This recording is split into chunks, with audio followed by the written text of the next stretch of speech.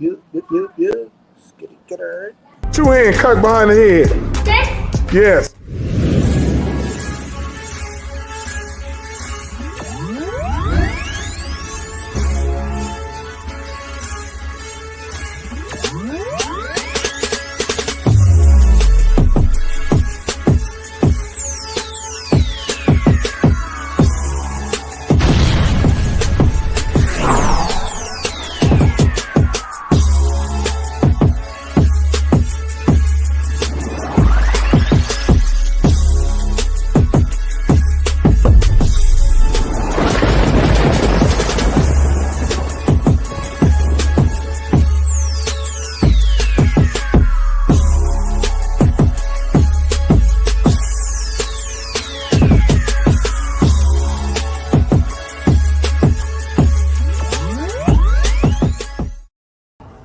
If I make this shot, I can take the Puma jet to All-Star Weekend.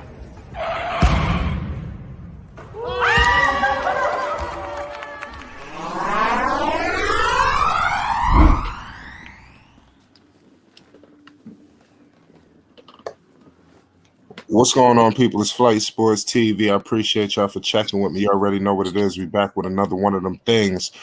July 4th, episode 4.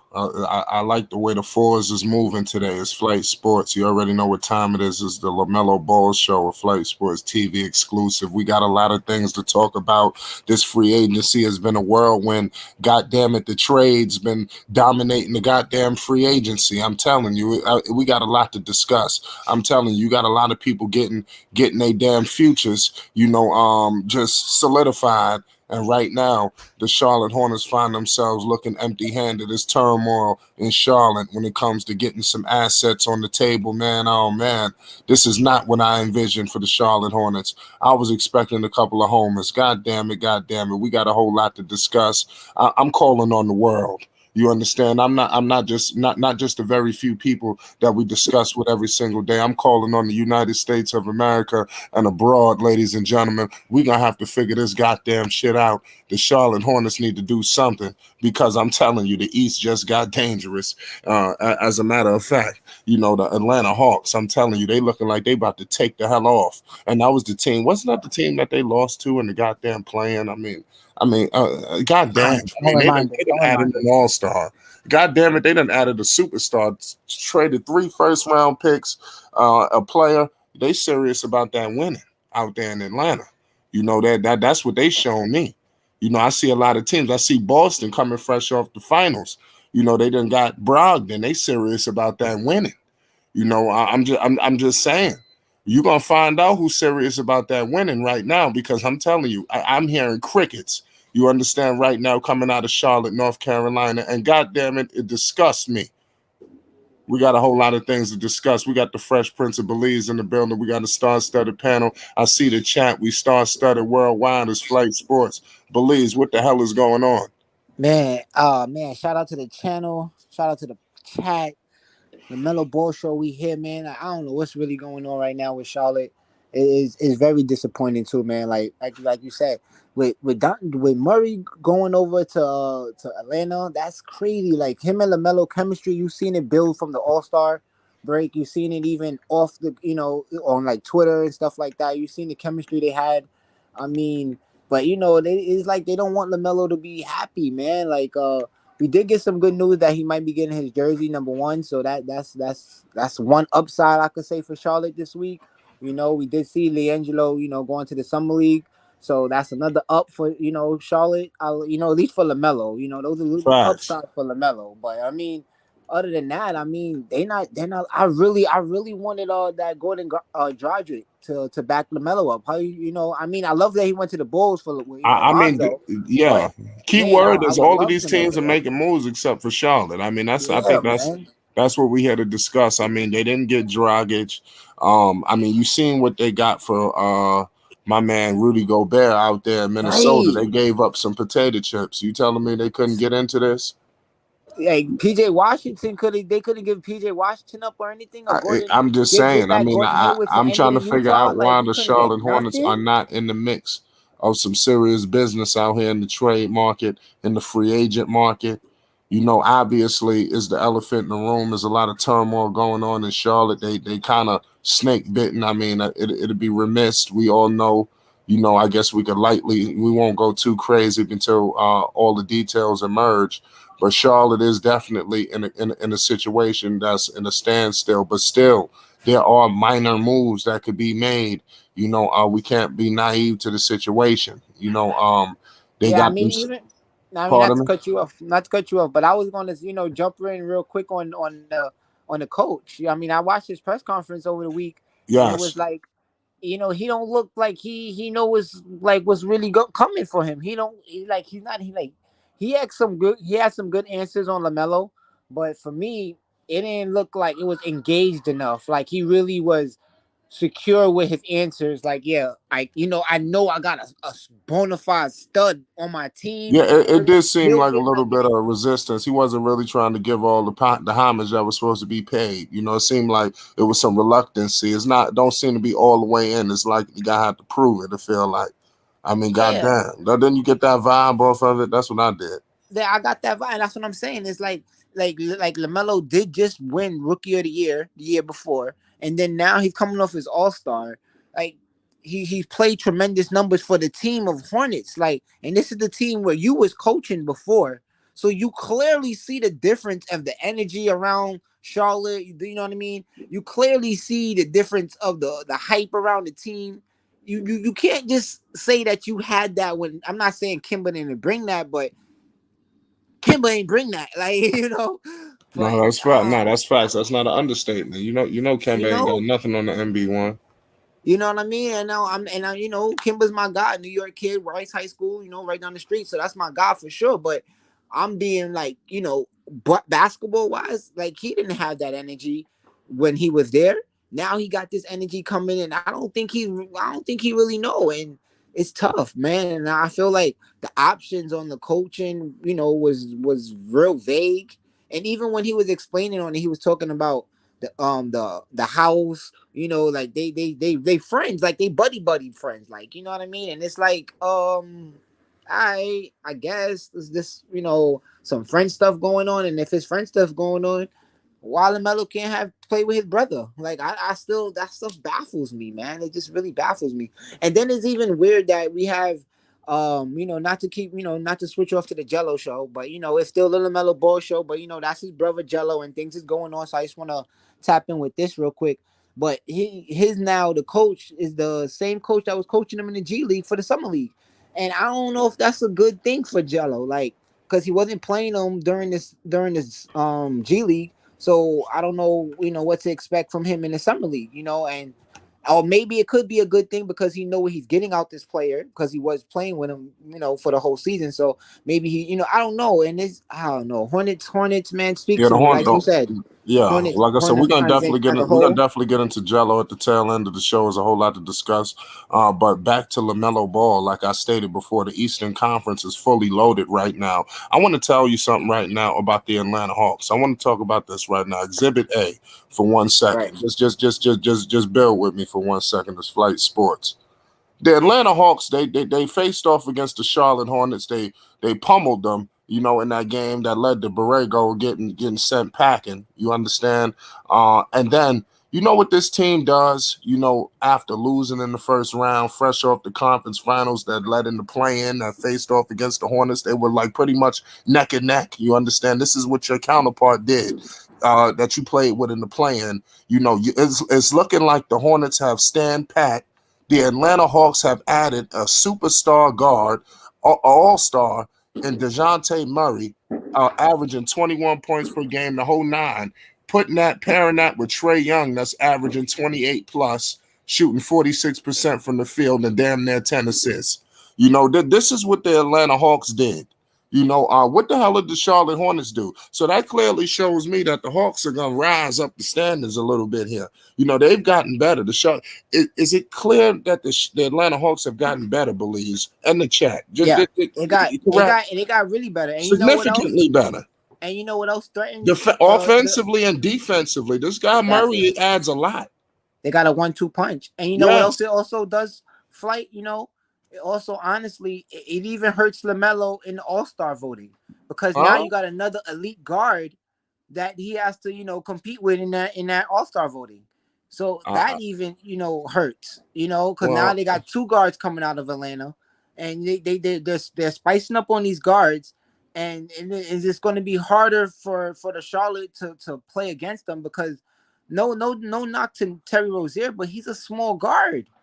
LaMelo's a big guard. He need help. This Murray would have been the yeah, that would have been a decent pickup for the Hornets. I mean, anything would have been a decent pickup, but That it's would have looking been like good. I nothing mean, is being picked yeah, up. you could go into the Gobert thing as well, but I mean, for right here, I think this would have been it. Like Hold on.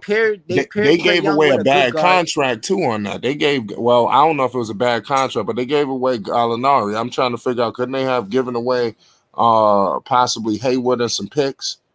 It seemed like Well, that deal could have been had. Like maybe yeah, of Hayward or so, course, of anybody course, could have got yeah. in on that. I feel like And they got Brogdon for nothing. yeah, that too, I, that I'm too. I'm just trying to figure out how the Hornets just miss everything. Miss everything, every play. Because even like you were saying, well, not you, but everybody was saying Gordon Hayward to back to Indiana. So how you missed that one? Nothing. It's just I don't know. I don't know, man. Flight is tough. It's real tough to be a Hornets fan right now. It's real tough to see Lamelo going into this kind of season. And I mean it's still early, right? It's still early. They could probably possibly turn things around. But where do they go? Where do they go? Who's on the market right now that's available? I mean, the coach was highly talking on KD, but that seems like a shot out the. You know what I mean? I don't see KD going over there. I don't see it, man. I don't know what's What going on, what man. what what Flight. about what about my man Anthony Edwards? The guy who was drafted with LaMelo Ball. This guy clearly has got a team, man. I'm telling you, I think LaMelo. I know LaMelo Ball is the better player, but this guy clearly got a better supporting cast that's going on in Minnesota than The what's happening organization is with the the Hornets. Yeah, they organization is look like putting they it behind building them. something. The organization is putting it right behind them. I mean, to be honest, Minnesota, they with this moves right here, with the two moves right here, can you just imagine if that was LaMelo with these Mm, two bigs mm. with a D'Lo in his backcourt? Come on, That- guys, this is tough. This is tough. And Anthony Edwards is running around with the number one jersey since he got there, and LaMelo can't get that jersey. This is tough. This is tough. Charlotte, what's going on? Talk to me, yeah. Charlotte. So they got to wake up. It seems like somebody's falling asleep at the helm, and it's kind of crazy that this is occurring because you had Kupchak out here very arrogant, discussing. It seemed like he knew what was needed for this basketball team. I could see if you want to move like that's almost like how Pat Riley is, but Pat Riley got the resume and got everything to stand for it. Kupchak has a resume himself, but not in Charlotte. You know, Right. um, it's not like Pat Riley, who kind of is running their own show, but Miami, you see what they've done. They done retooled through generations. Superstars have left and they done made it back to the finals. Like a guy like Pat Riley could get away with something like this. Kupchak is, I mean, I'm just saying, and the man got an extension.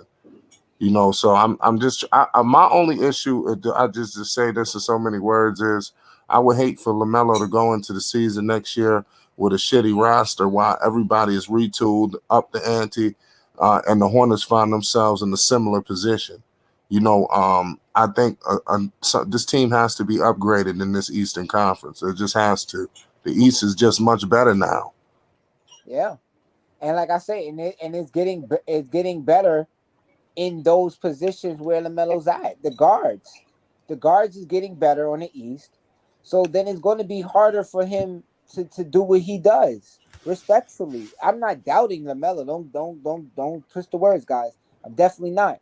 But what I'm saying is, right, you're going to be asking more from him now. You know what I mean? As an organization, you're going to be expecting more from him. And now with that gives me injury scares. You know what I'm saying? Those are the things that I don't want to see. Like he should be able to have help on his team to win a game. I'm not saying Rozier is, but look what happened with Bridges. We don't even know what to expect with Bridges right now. So it's his whole team is just Right. That's what I'm it's saying. I tough. think that's the elephant in the room that's holding up everything. Like I said, we could lightly touch on the situation because that's the elephant in the room, you know. But like I said, we don't know all the details, so we'll touch we'll to get our takes on that later. But just from a basketball numbers and roster and talent perspective, right now, that situation, you know, hopefully we can figure out what's happening with that. But meanwhile, they can still make minor moves to retool this roster. I mean, I don't think Right. that's a situation that should hold a standstill while we let everybody else pick up the superstars and trade for the big just go. It just should just getting out of hand. Right. Marvin was Salute, good. Flight Sports. salute to the panel, to the chat. What's going on, guys? It's I What's up, episode happy 4. Marvin? holiday. Welcome to the Lamelo Ball Show. Yeah, the Yeah, Lamelo Ball man, show. Yeah. I got a little new news. Just brought up Uh-oh. my waiver, got up my waiver wire. This might not be real exciting for all of us, but I don't know how much sense this makes actually. But the latest report via Schuler Calhoun out of Charlotte, Kemba Walker returning to Hornets makes Oh, sense. oh Lord. This Oh is the my latest God. report, guys. That's today. Oh my God. Yes. If you want me to read the whole article, I will. But basically, to get to the nitty gritty of it, it is saying bringing back Thomas. Okay, that's not it.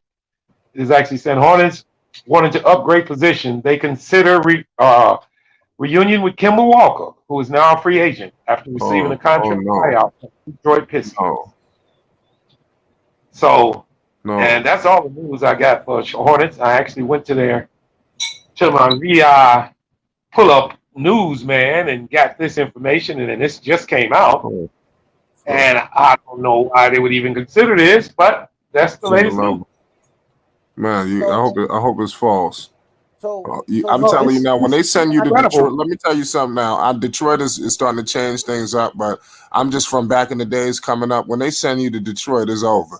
You know, they didn't Yeah. send Kemba to Detroit, it's over. You know, But it's over. why would Charlotte even consider bringing him back? hold on, I can answer all of these questions for you. Can let me just All right, come on. first first I want to say, right, with all due respect to my Knicks, you know, when they send you to the Knicks, that's where it's kind of over as well. Detroit got the Oh, thing, come on. so the Knicks. So he went to both before, right? So Come let's on, keep You that man. in don't need mind. that mess. You don't need all of this mess in Charlotte. They just But had let me touch on this part, right? So with Clifford being the old his former coach, and now he's Yeah, coming back, you know. yeah. So I see that. I see that, But right? does it? And But Belize, does it make sense? well, let's I'll break it down in this form too, right? It can make sense because no, you know what? I'm gonna be honest with you, right? He didn't play for the Knicks because whatever reason they saying they hold him out because of, you know, they want him to stay healthy. So with that, I'll say that maybe he is healthy. Maybe he can give you that Gordon Dragic that I was just complaining about that we needed to back up Yeah, yeah, yeah. You're right. You're right. Lamelo. You know what I'm saying? Well, He I do know the also wanted to organization. say, He kind of do know he's a hometown hero for yeah, Charlotte. You know, yeah. he could probably just mend Lamelo in slowly to take no. over. We You don't know, need this. We no, don't need Melo. Don't okay, need nobody to I man didn't think nothing. so. I didn't You think so. understand? We don't need this. Charlotte. I Well, mean, I could see him yeah. going to a I'll say he championship could be an basketball upgrade team. from Isaiah Thomas though. Fair enough. Yes, he's an well, upgrade from Isaiah Thomas. I can agree with that, but he's always injured too. Isaiah been healthy. Fair enough. yeah. You don't know. Just you know. It would be an Well, I upgrade mean, from Isaiah Thomas, and I just wanted to say this, Flight, but and that's you know, not the I'm move. That's not the move to make. no, it's You not. got to No, go. it's not. Listen, We I need just we the wanted to move. No, definitely say, need hold a on. Wait a bigger move second. than that. Oh, wait a second, y'all. Lamelo Ball posted something on Instagram. You know what that was? That was a picture of who? Kevin Durant. That's why you got to follow MB1 on Instagram. Let me tell you something right now. LaMelo Ball posted this seconds after Kevin Durant requested that trade out of Brooklyn. You know, this is what I want and I'm expecting from Charlotte to do. This is the home run play. Did you hear talks have stalled? Ladies and gentlemen, just listen to me for 1 second. Talks have stalled. Do not think for 1 second Melo and Durant cannot happen in Charlotte. Don't think That's it right. will not happen. I'm telling you, Who can they it's a long get? shot. Who could they send to Brooklyn to get Kevin Durant? Listen. They got to give up a That's bunch my of picks. stuff You I'm got to get a saying. third team involved. The Hornets could make themselves a valuable option to get Durant. Something could go down. I don't know, man. I It's a mean, as much long as I shot. like it, But bottom line is, this but I is the don't kind of see it. play that I'm looking for. Well, I'm not talking Yeah. about y'all talking about Kemba Walker. That's not Yeah. what the doctor is ordering. Well, Well, hold they on, And I probably Flight. want to agree. Hold on, get Flight. Kemba Hold on, Walker guys. back because Hold on, they probably don't hold like on, hold on, G. how they ended things with Kemba Walker. So they figured, Yeah, hey man, unstoppable. Hang on. this Let me go read the ahead rest of the report and get him back. because it was based on this Flight, and this was the reason they considered it. And this is something that I don't want to go into. It's like Flight always said, we don't know everything about it. So the way this guy wrote it, he wrote it actually as allegedly. These are his words. With the recent arrest of Bridges, that strategy may change, assuming the Hornets rescind the qualifying offer and choose not to bring him back. That was the reason they're thinking about doing this, because they also say it would open a lot of money for the team to spend this offseason. So Well, that's listen, one of the reasons, let me tell you you know. something right now. All I'm concerned about for the Charlotte Hornets is getting Lamelo Ball a superstar. I don't give a Yeah, damn what the hell they got to do. Hella high water. We might have to. Some people just gonna have to go. You understand? The yeah, team done played in the play in two seasons in a row. You cannot chart this bullshit back out again for the third time. I mean, how many more times we gonna have to see it? And We got yeah. remember the Purple Rock. Baby in the building. It's And Flight let's Sports TV. keep What's in going mind the on, Rock Purple connection. Baby? Okay, the Rock Nothing connection, much. the Rock Nation connect with Lamelo and KD is also a thing that we should also keep in mind. But again, shout out to Purple Baby, my love. Yeah, What's up? hey, sweetie. How are What's going y'all? on? What's going on? The Charlotte Hornets have came up empty-handed completely. You see all of the teams that's out here retooling. We just got into it for all the people that's joining. Free agency has been crazy. It's been a roller coaster ride like never before seen. Damn it, the trades have been dominating more than the free agents. You see what happened with Atlanta. The team yet we played in the play-in and lost. Actually, we got Yeah, pummeled. They done upped the ante. They done traded all these pieces. They let go of Herter, which I wish they would have kept, but I understand the situation. The bottom line is they going on these two players, Trey Young and DeJounte Murray. They're gonna be loaded in the backcourt, man. What is Charlotte gonna do? Because they're looking empty-handed. LaMelo Ball Hey, posted Kevin Durant on his Instagram story. hey, What's flight, needed, Purple Baby? Talk to me. Hold on, Unstoppable. flight. Talk to Oh, me, okay. Purple Baby. All right. Everything is needed, and listen, I understand what the Lakers fans was going through when Mitch Kupchak was their GM, because I'm like, damn, come on, man, you really we just here, but you put yourself in that position because it comes all back down to Gordon Hayward's contract. That's a big issue. He's not healthy enough for the amount of money they chose to pay him.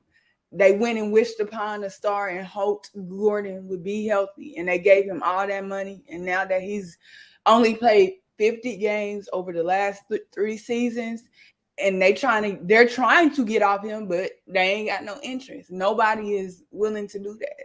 So that's hard. Terry Rozier is not a bad player. He's a good player, but I think a lot of teams want him to come off the bench, which a lot of us have kept saying. Terry Rozier is talented, but he's a six man. Right now, he's very undersized. He has a good wingspan. I forgot what it was, but he's just too small. He's not dependent on nobody. Not most of these twos. Most of these twos nowadays are like what 6'4", 6'5". He can't what are they going to do? Terry Rozier to me is not on a bad contract. It's just that he's too small, and a lot of teams, unless you San Antonio, have shored up their starting two-guard position with a younger player or just somebody that's right now better than Terry Rozier. So the Hornets really can't do nothing. You see, they signed back Cody. I was about to say Cody Zeller. Cody. Hold on. Yeah, that Cody Martindale was nasty. Yeah. I mean, that's the best they can do. Like, I'm not mad. I knew this was coming. This is the best they can do. The Kevin Durant thing, they don't have anything. Any other team in the league has more than them. But a lot of people kept talking and saying like Kevin Durant specifically is going to end up on either a small market team or like somewhere like Toronto, because Toronto do kind of got a lot, but then they don't. But Charlotte not. It's not happening. Brooklyn is not taking Hayward. You don't think so? I mean, no, yeah. I mean, no. they got young players. They got young pieces. Brooklyn look like they might want to move in a different direction. You know, the Hornets got Kai Jones. You got Book Knight. You have what is it, McDaniels. You have some young pieces on here, along with some veterans. You're gonna need to put some pieces around Hayward. I mean, not Hayward. Ben Simmons. I can see a Terry Rozier. Like, they need a third team, definitely, because I don't know what you're going to do with Miles. Like I said, we lightly covering it. We don't know all the details. We're going to speak from a basketball perspective. It'd be nice to put Miles in that deal. I don't know what would happen. That's why I would say we may need to get a third team involved. But again, it's Gordon Hayward and his health, and will he come and play? And then it's his contract. Him and Terry Rozier. Terry Rozier has a 10% trade kicker, and Hayward has a 15% trade kicker. The Hornets have to pay that money, which means Michael Jordan don't have to. What's good?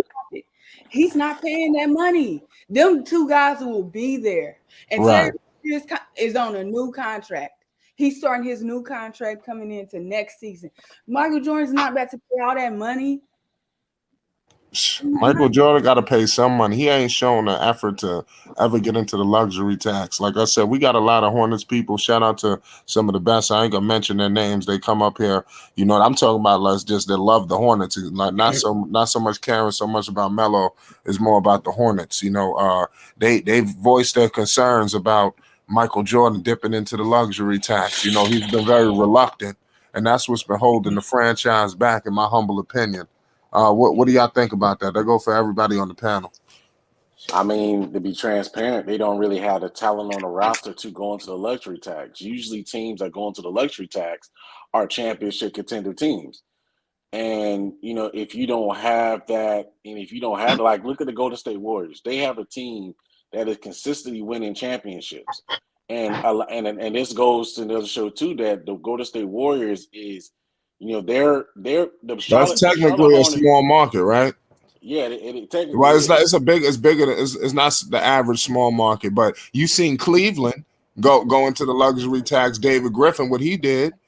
But they drafted most of those guys. Well, no, they brought LeBron. They brought LeBron back. They traded for Kevin Love. But I mean, that roster was expensive. But you got to realize though is that they had LeBron James, they had Kyrie, they had Oklahoma City did it. Yo, listen, Sam Presti and them. Yeah, they dropped. Hold on, wait a second. Yeah, okay. Wait a second. They fumbled the bag the first time around. I'm talking about the previous time when they had Carmelo. It only lasted a year because that roster was very expensive. That's why they was up on Melo. They was trying to fool around because Melo was making so much goddamn money. You know, Oklahoma City for that 1 year, they went into the luxury tax. You know, so I'm just saying, small market teams have done this. But Flight, you're naming teams that have multiple all-stars on the roster. Hold on, bro. No, wait a second. They traded for who did they trade for? They had Westbrook the first time, Oklahoma City. They traded for Paul George, and then they traded for Carmelo Anthony. Exactly. So why can't Charlotte? I mean, they had better younger assets. But I mean, McDermott. I mean, are you kidding me? But because the Charlotte Hornets although they have young assets with potential, they're not proven. The only proven young players on the team is Miles Bridges and LaMelo Ball. That's the only two. And what throws a monkey wrench into everything is Miles Bridges' situation. That's what threw everything off for them because they weren't expecting that to happen to Miles Bridges. So now they almost have to keep Gordon Hayward because they don't have another starting caliber small forward in the team besides Gordon Hayward. Because it doesn't look like Miles is going to play this year, not to bring up his situation. Yeah, like I said, we lightly covering it. We're speaking more from a basketball perspective to try to get LaMelo Ball some pieces. Go ahead. So whatever we need to talk about to get Melo the all-star, we need to talk about. It's difficult because their hands is in a bind. I understand. I stated that. But If go they ahead. can move off, if they can move off of Gordon Hayward and use some of those picks to do it, granted, basically, I would definitely do that. I don't think it's going to be Kevin Durant. They probably have to think a little bit smaller than Kevin Durant and go after another small market all-star player for another small market team to pair with LaMelo. They might be able to do that. Yeah, But that's why I'm saying. as far as going after Kevin Durant, they don't have enough to do that. Oh well, Let I alone can't say that. I basically can't say that. There's a lot of you got to get a third they team don't. involved. You got to get aggressive, my guy. Yeah, I you don't think definitely they Uh, got don't to have get a. You yo, got aggressive. to get Yeah, they aggressive. got to get You flight. got to aggressive. get I just don't aggressive. think they have. Why? I mean, I Yo, agree with that. I agree with that. They got to get aggressive. What I the just what don't the think they hell have enough. does Phoenix have? They not yo, giving yo, up. Who they giving up? They not giving up Booker or Chris Paul. So I They don't don't think they have give up Ayton. hey, I don't know how that flight. deal gonna work. I don't They know don't what's have up with that. enough. What? They Let me ask don't. you this. So hold on. Hold on. The Phoenix Suns technically don't have enough because the Nets already came out and said they don't want a trade centered around DeAndre Ayton. So Yep. if they don't want to trade centered around DeAndre Ayton, they definitely don't want to trade centered around Gordon Hayward. That's not happening. Yep. No, you get a So third. It could be more pieces than just well, Gordon that, Hayward. no. That's You what I'm might have to saying. give up some first round picks. Do you see what they gave up for Murray? That was 3 first rounders. We would have to look into how many first round picks Charlotte got. Can you get I a mean, third But team like involved? next year, Charlotte does You, not own their pick, so that's difficult in itself. And if I'm not mistaken, you can't trade consecutive back-to-back picks. Like like I said, I will have to figure out how many picks they got. But if they give the future picks, will be better than so right now. Hey, what do you? they would have had 2 first round picks. I'll let you go and stop because I know you Yeah, got if you whoever they know how figure it many out. picks They would Charlotte have got, had let us know, they would have please. had they would have had a first round. They would have had 2 first round picks, or one of those picks went to the Knicks because remember they traded for Kai Jones last year. Okay. So they so they technically would never had a first round pick coming into next year, but the first round pick they do have is the Denver Nuggets first round pick going to next year, and that's going to be in the late 20s. yep. So the thing is though is that they only have one next year. I think they had one the following year, that's your own, and one of the following years after that, and they got a bunch of second round picks. So they have everyone each year. It's just that the one they got next year is just going to be in the late 20s because we know the Denver Nuggets are going to be better next year. So that's what they have. Shout So out they SP. Shout out can use everybody in the those. chat. So they can use those assets, but like you said, like they're going to have to bring in a third team Yes. because Got to they get don't aggressive. because I'm sorry, but nobody the Brooklyn Nets already said they want a young all-star young player on the team. They already came Bro. out and said that. I Yeah. mean, But I want respectfully, I want to say respectfully, this. I don't. What about Flight, I just want to chime in and say what something. about what about this? hold on. Let Marvin get in here, and then we're gonna let Unstoppable go ahead, Marvin. Okay, I just want to let you just say this to you, Flight. Think about their situation that they're in. Now, I know you want to be aggressive, but do you want to go into luxury tax with a team that you're not really real confident on that they're ready for the win the chip? Or are you ready to go ahead and just wait it out, try to see if they can make sure that they keep this organization as far as the financially in the right position so they can add a piece? And then, because it doesn't look like it's going to be this year. Right. I mean, unfortunately, Marvin, let me stop you right here. If you could dip into the luxury tax and get Kevin Durant, you see what he did with minus Kyrie all season long. You telling me? Let me tell you something, Marvin. I don't know what the hell is wrong with you. You pair LaMelo Ball with Kevin Durant. You talking conference finals? I'm rolling the dice to win the whole goddamn thing. It's all about what they put around them. They could definitely that get to the all conference depends finals. on what you have to send back to get in no fly. If you just completely root your team, just completely just rip it up, that's not enough. You know they're gonna want I agree with you, but a I think lot if you back get in return. I don't think you're gonna have to gut the whole goddamn roster. That's why we stay and get a third team involved. I don't know how many people you plan on keeping.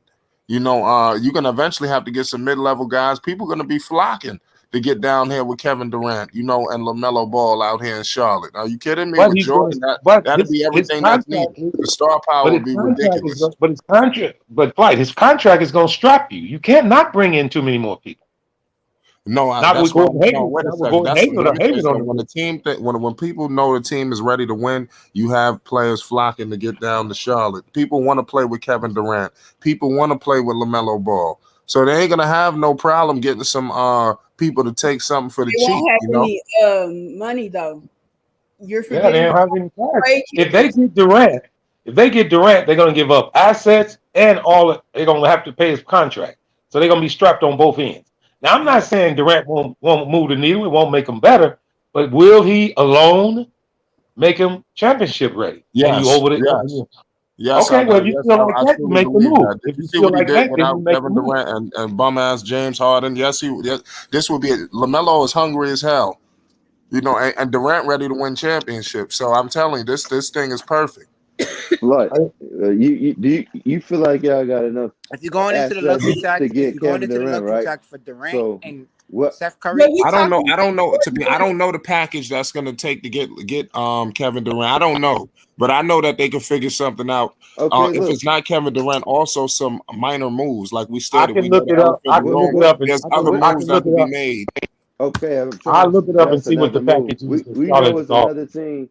What's going on with the Jazz? Brogdon, What they got about Brogdon for nothing. what about trying to pair him That's up with Indiana. Jordan You know, Minson? they just lost their damn mind. Charlotte couldn't get involved in that.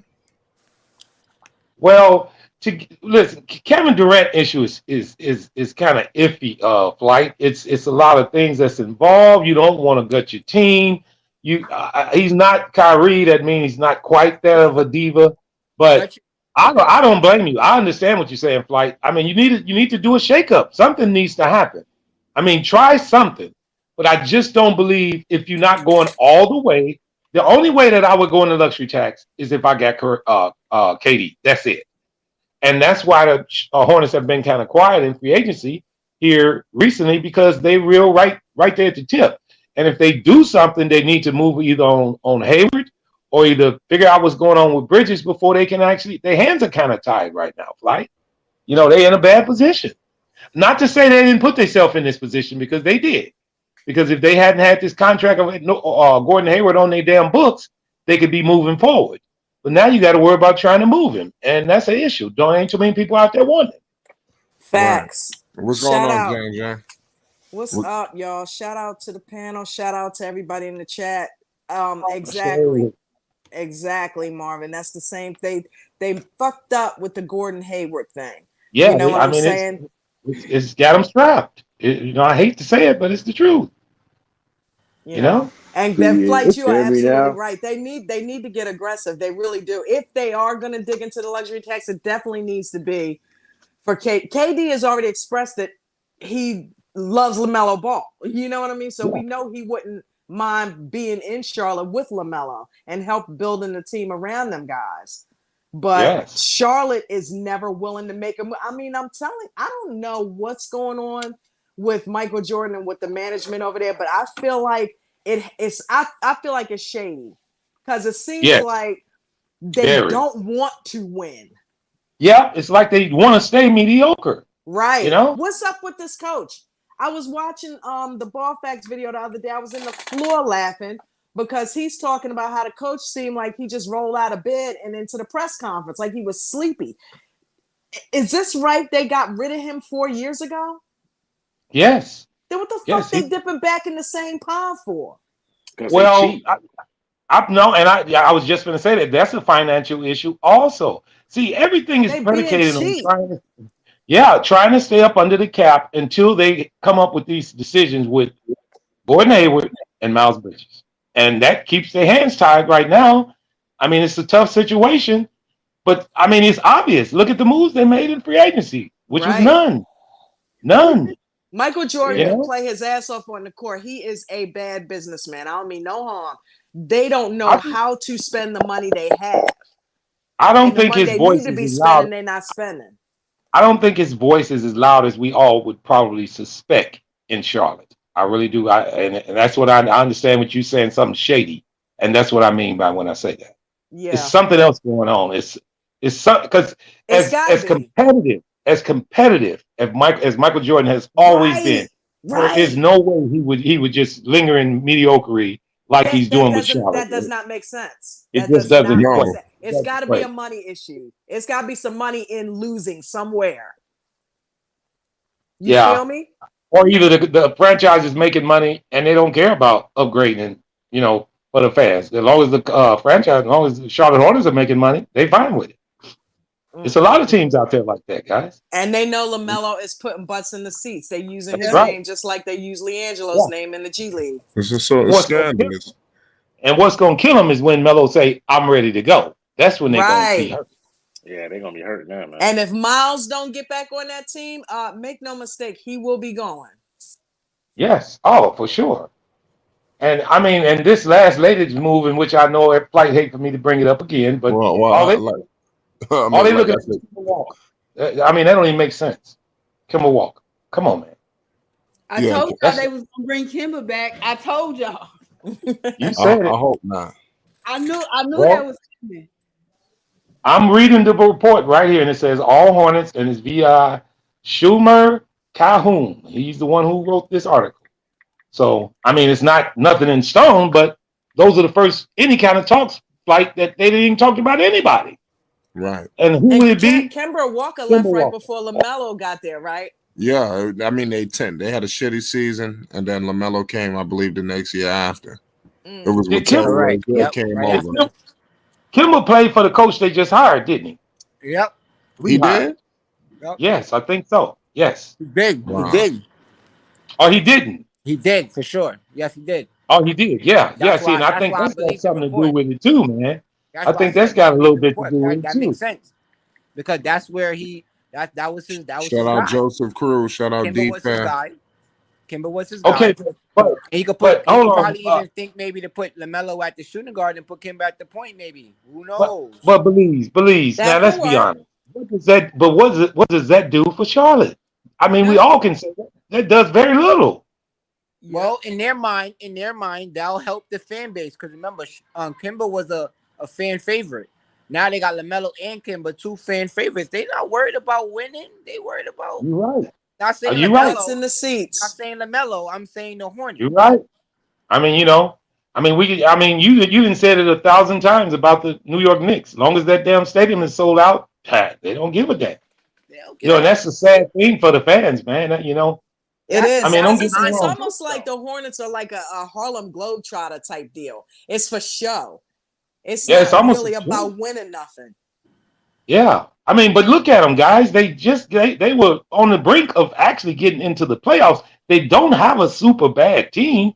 They 1 or 2 players away, and they just won't do it. So, I mean, it's an enigma, man. I mean, look, and it starts with the head coach. If you get a nice, appealing coach, players will say, "Yeah, you know what? I want to play for that guy." But then if you get a coach, I'll tell you this: the guy is Kemba. That's his guy. Just like how Thibodeau guy is D Rose. It's like that. I tell you this: I'm in favor of what Flight says. Hell, if they're gonna do all this, they should have just went on and kept Borrego. I mean, damn. Right. I mean, you ain't did nothing. I mean, you fire this man and make it seem like you're doing something better. Nobody agrees with the head coaches that you're trying to bring in. Well, I'll be fair to say this, right? With the coach that they had, what was his guy name? The guy that went back to the Warriors? Him. I forgot his name already. Yeah, him. No, you talking about Kenny Atkinson. Kenny Atkinson. Yeah. Kenny Atkinson and Kenny. Oh, okay. Right? He would have been a good choice. He would have been a solid, you know what I'm saying, after the Borrego fire. But now, but believe to retract and go back to this coach that you just rehired, that's going backwards. That's stupid. Well, yeah, I mean, but if you've seen the interview, you seen that's Mitch's guy. Him and Mitch, he was sharing the crib with Mitch. That was his apartment. You remember, Daddy bought from him. He bought from him or whatever it was. He was like, "Oh, now I got to sell him back." Like, they're friends, bro. I hear you, Belize, but it's back to one of my old statements. Just because you say it loud don't mean it's right. It's not the right thing, period. Facts. I mean, it's more things that need to be addressed on the team itself in general than it was with the head coach. Because if you get the right pieces in there, I mean, it's like almost what Kyrie said. We don't need a coach. If you got good players, they do need a coach, but you really want to make it seem like you're trying to do something to better your team by bringing in better players. Right. I mean, what does LeVar say? LeVar say coach less, right? You really, if you got a team that's like a well-oiled machine, you really don't need that much coaching involved. V.I. Phil Jackson, he done did it so many times. Yep. But This Charlotte situation is, first of all, is getting frustrating. And to the true and honest diehard Charlotte fans, hey man, I feel sorry for him, man. What I y'all mean, think just about people. Mark Williams? Well, I think he's going to be a He's all decent. right. What y'all think? I think he's going to be decent. I think he's going to be decent. Yeah, but is he in the wrong place, Fly? I mean, he's a young guy. I think definitely playing with Lamelo. He was brought there to be, I believe, that starting center of the future. Yeah. But I think you definitely need to acquire somebody if they could have got Rudy Gobert, could you imagine what that would have done for Mark Williams? You see what I'm Oh my talking about? God, yeah. Hey, I think they. I now think. you building the future. I think they're actually. I think they're actually. They were talks and they were in the DeAndre Ayton sweepstakes, but Yeah, I something don't like know. that. Could you imagine what DeAndre Ayton could do for Williams? Williams is not ready yet. Well, He would show flashes, yes. Flight. Go ahead. I I'm wanted to sorry, say, maybe he is. Educate me. we got to be careful. I don't think it's right what Charlotte is doing. I understand you have to play their experienced players and stuff like that, but they're not trying to play none of these young guys, and that's another thing that I'm frustrated at too. Is why you won't play them for? Like you just dumping them all in the G League, or you you taking them in and out the G League like what they did with Book Night last year. That's stupid and that's frustrating to watch. Like, I don't understand it. Y'all acting like y'all Golden State or something. Like, oh yeah, right? Because they're not even winning. That's the part that makes it crazy. Like, if they're winning by doing that madness, it's like, okay, I guess, but they're not winning. No, I mean, that's what makes it so crazy, Belize. It seems like it's like in their mind, and I honestly believe this, long as the tickets are being sold, long as the butts are in the seats, they don't care. That's it. The best thing that happened, like I said, right, and then like with Lamelo, is like he was a real show. He's a real show. So it's like, oh, whoa, they're selling tickets. Oh, his jersey's selling. Like, whoa, we got something here. And I think that's why they brought Lamelo there, to be honest with you. Yeah, they realized from the very start. From the very start. He did just fall into their laps. Yeah, fell into His their laps. marketing value, his marketing value is out the roof. And who wouldn't take him? But to go to for Charlotte to get him is almost unfair because they're not going to hurt his career, guys. Let me say this. They I want to go on record saying it. They won't hurt his career because eventually he's going to get fed up and he's just going to leave. And when he leaves, that is it for Charlotte. They are just nothing.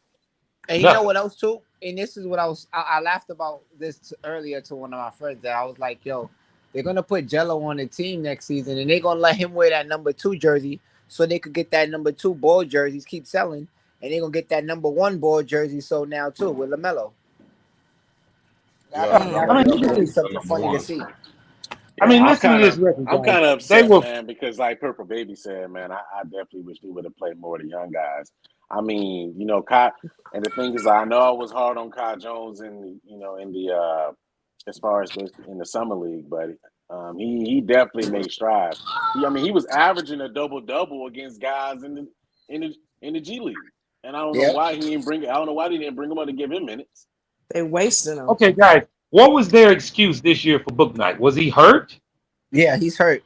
He hurt his hand, so that's why he's not playing in the summer league. He tore a ligament in his right shooting hand, in his pinky. That's why he's not playing this year. And before he got hurt, were they playing it? No. As far as are you talking about like during the season? Yes. No, he wasn't hurt during the season. They were basically, because the reason why they didn't play him was because of 2 players. Terry Rozier and Cody Martin was ahead of him. That's why. And they still and James. Hold on. Okay, well, I got a question. Yeah. How do you develop a player if you don't never fucking play him? Thank you. Well, they figured that he was going to develop in the G League, so I don't know. And the games that he did play, he did really well. Yep. He did really well when he played. He was definitely a spark off the bench. I think he had a career high for 25 or something like that too. Yeah, and he's shown the ability to stretch the floor because he was shooting, and he has that. Book Night. He's sneaky, very athletic. He's a Brooklyn guy. He's a Brooklyn player. He's the type of player. He's so smooth and methodical out there. But as soon as you and then you turn your head the other way, he already basically his head at the rim. You like what? So yeah, That's New York basketball for you, baby. he's that athletic. He's that athletic. Like his head be at the rim. He caught a couple of putbacks, that I like. So, but I don't know. I just don't know why they didn't play him as much. But like I said, basically, Mitch Kupchak came out and said Cody Martin and Terry Rozier was ahead of him. I mean, my thing is, I'm gonna hold them accountable because they came out and said they're going to play the young guys this year in their little press conference, and so I'm gonna hold them accountable if they don't do that. But with the Book Night thing too, you got to take into account that they're trying to put him at the point guard position too, which is so freaking dumb. I don't think he's going to play. I don't think he's going to play full point guard. I think they're going to use him as a combo guard so that when LaMelo is out, LaMelo basically doesn't have to. Basically, the offense doesn't suffer because LaMelo sits on the bench. So I think they're going to put him as a combo guard role where he plays. Sometimes he plays on the ball, sometimes he plays off the ball. But at least he knows how to do it. Just when LaMelo basically gets some rest, so he can get a breather, a 5-minute breather or something like that. So I think that's what they're going to do that for.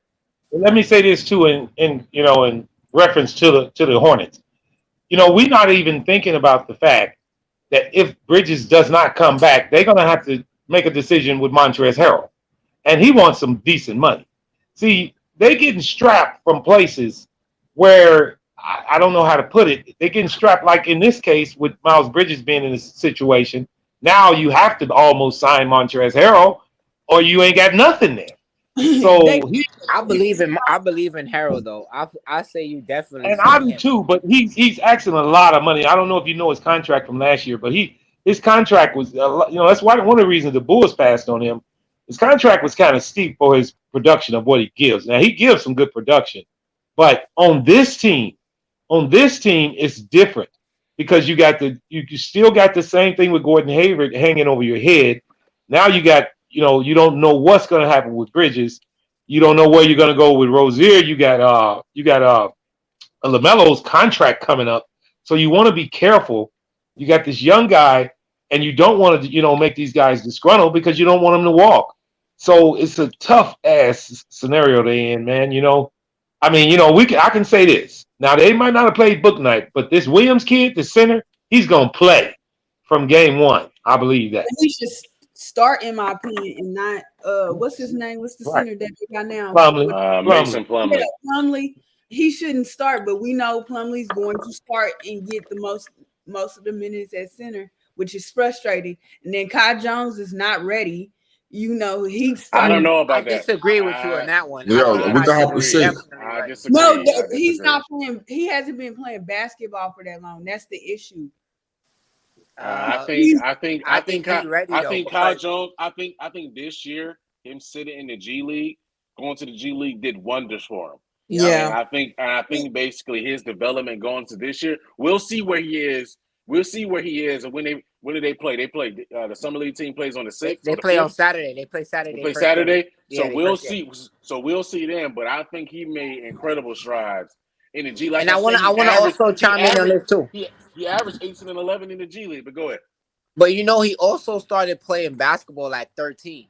That's what I'm saying. Those things, right? But that's also why, right?